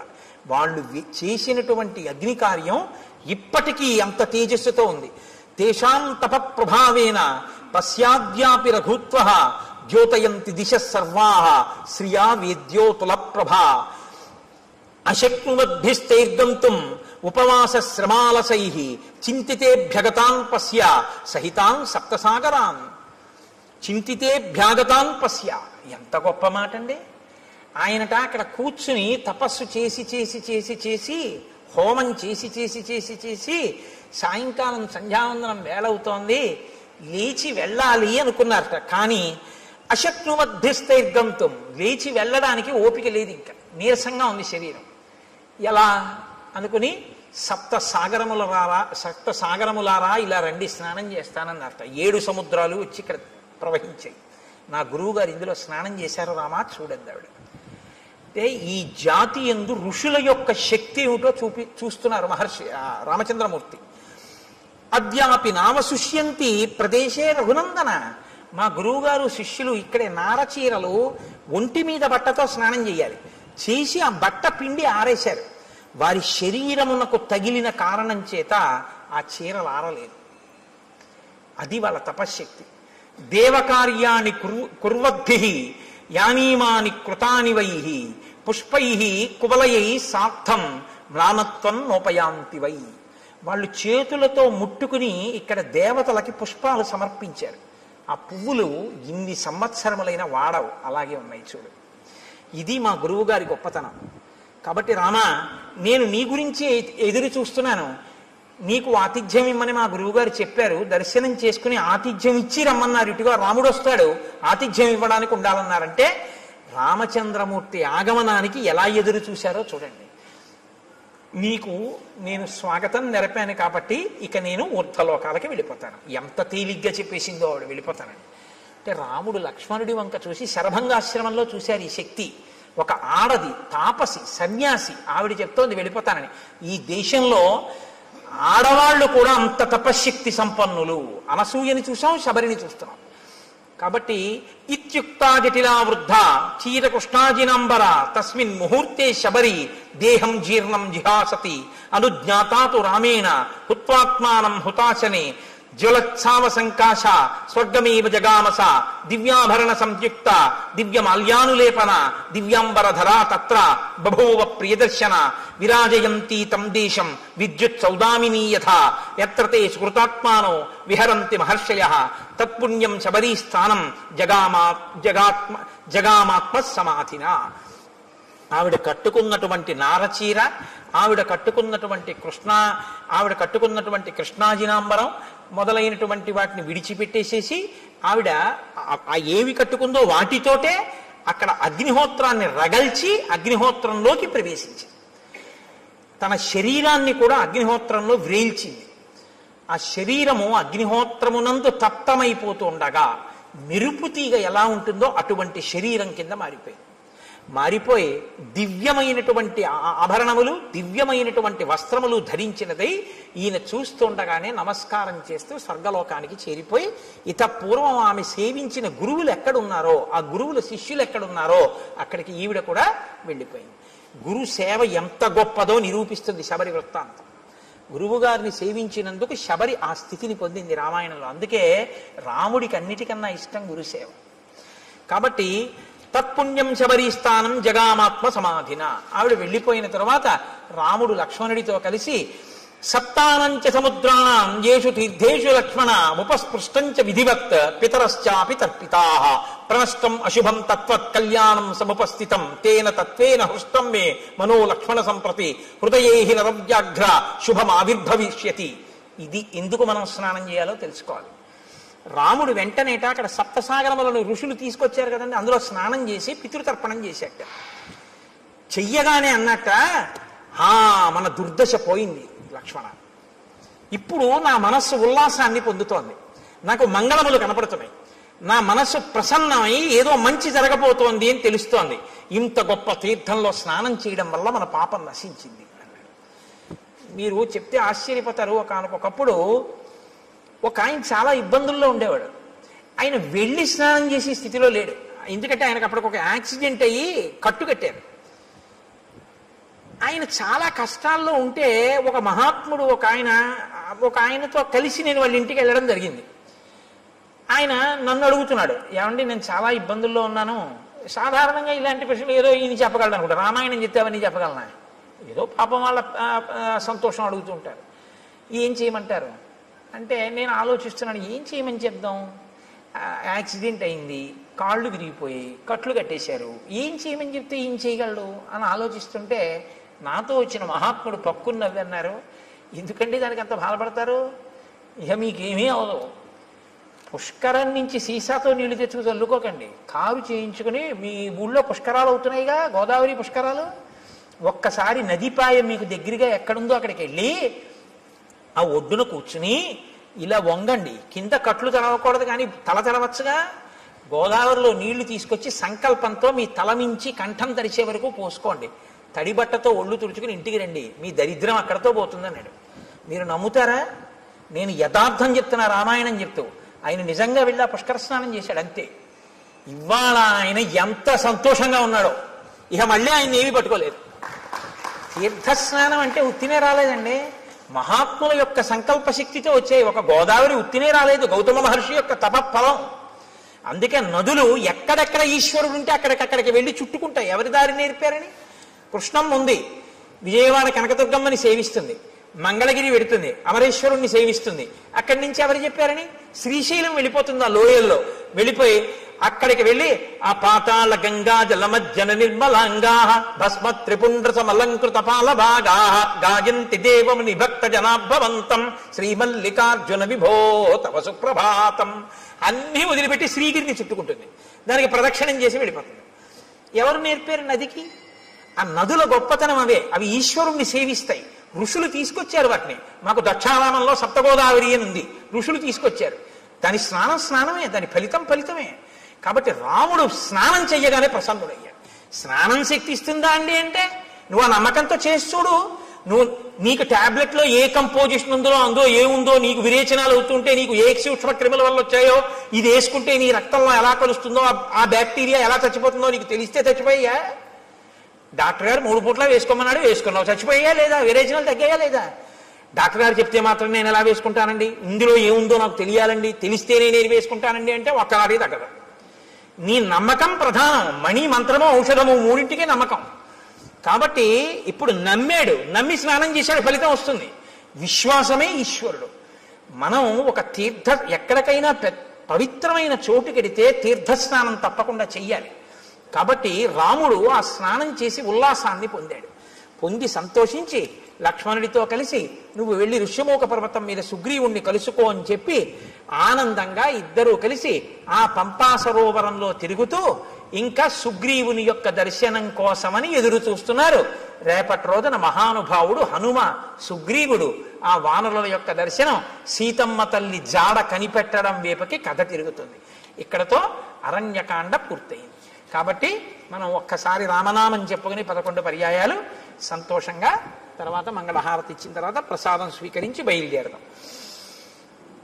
నారదాది మహామునీంద్రులు నమ్మినది శ్రీరామనామము, రామనామము నీవు నేనను భేదమేమియు లేకయున్నది రామనామము. రామనామము రామనామము రమ్యమైనది రామనామము. గౌరికిది ఉపదేశ నామము, కమలజుడు జపించు నామము. రామనామము రామనామము రమ్యమైనది రామనామము. గోచరంబగు జగము లోపల గోప్యమైనది రామనామము. రామనామము రామనామము రమ్యమైనది రామనామము. వాదభేదాతీతమగు వైరాగ్యమే శ్రీరామనామము. రామనామము రామనామము రమ్యమైనది రామనామము. సకల జీవులలోన వెలిగే సాక్షిభూతము రామనామము. రామనామము రామనామము రమ్యమైనది రామనామము. శిష్ట జనముల దివ్య దృష్టికి స్పష్టమగు శ్రీరామనామము. రామనామము రామనామము రమ్యమైనది రామనామము. పాలు మీ గడ పంచదారల పక్వమే శ్రీరామనామము. రామనామము రామనామము రమ్యమైనది రామనామము. సిద్ధమూర్తులు మాటి మాటికి చేయున్నది శ్రీరామనామము. రామనామము రామనామము జానకీ హృత్కమల మందున అలరుచున్నది రామనామము. రామనామము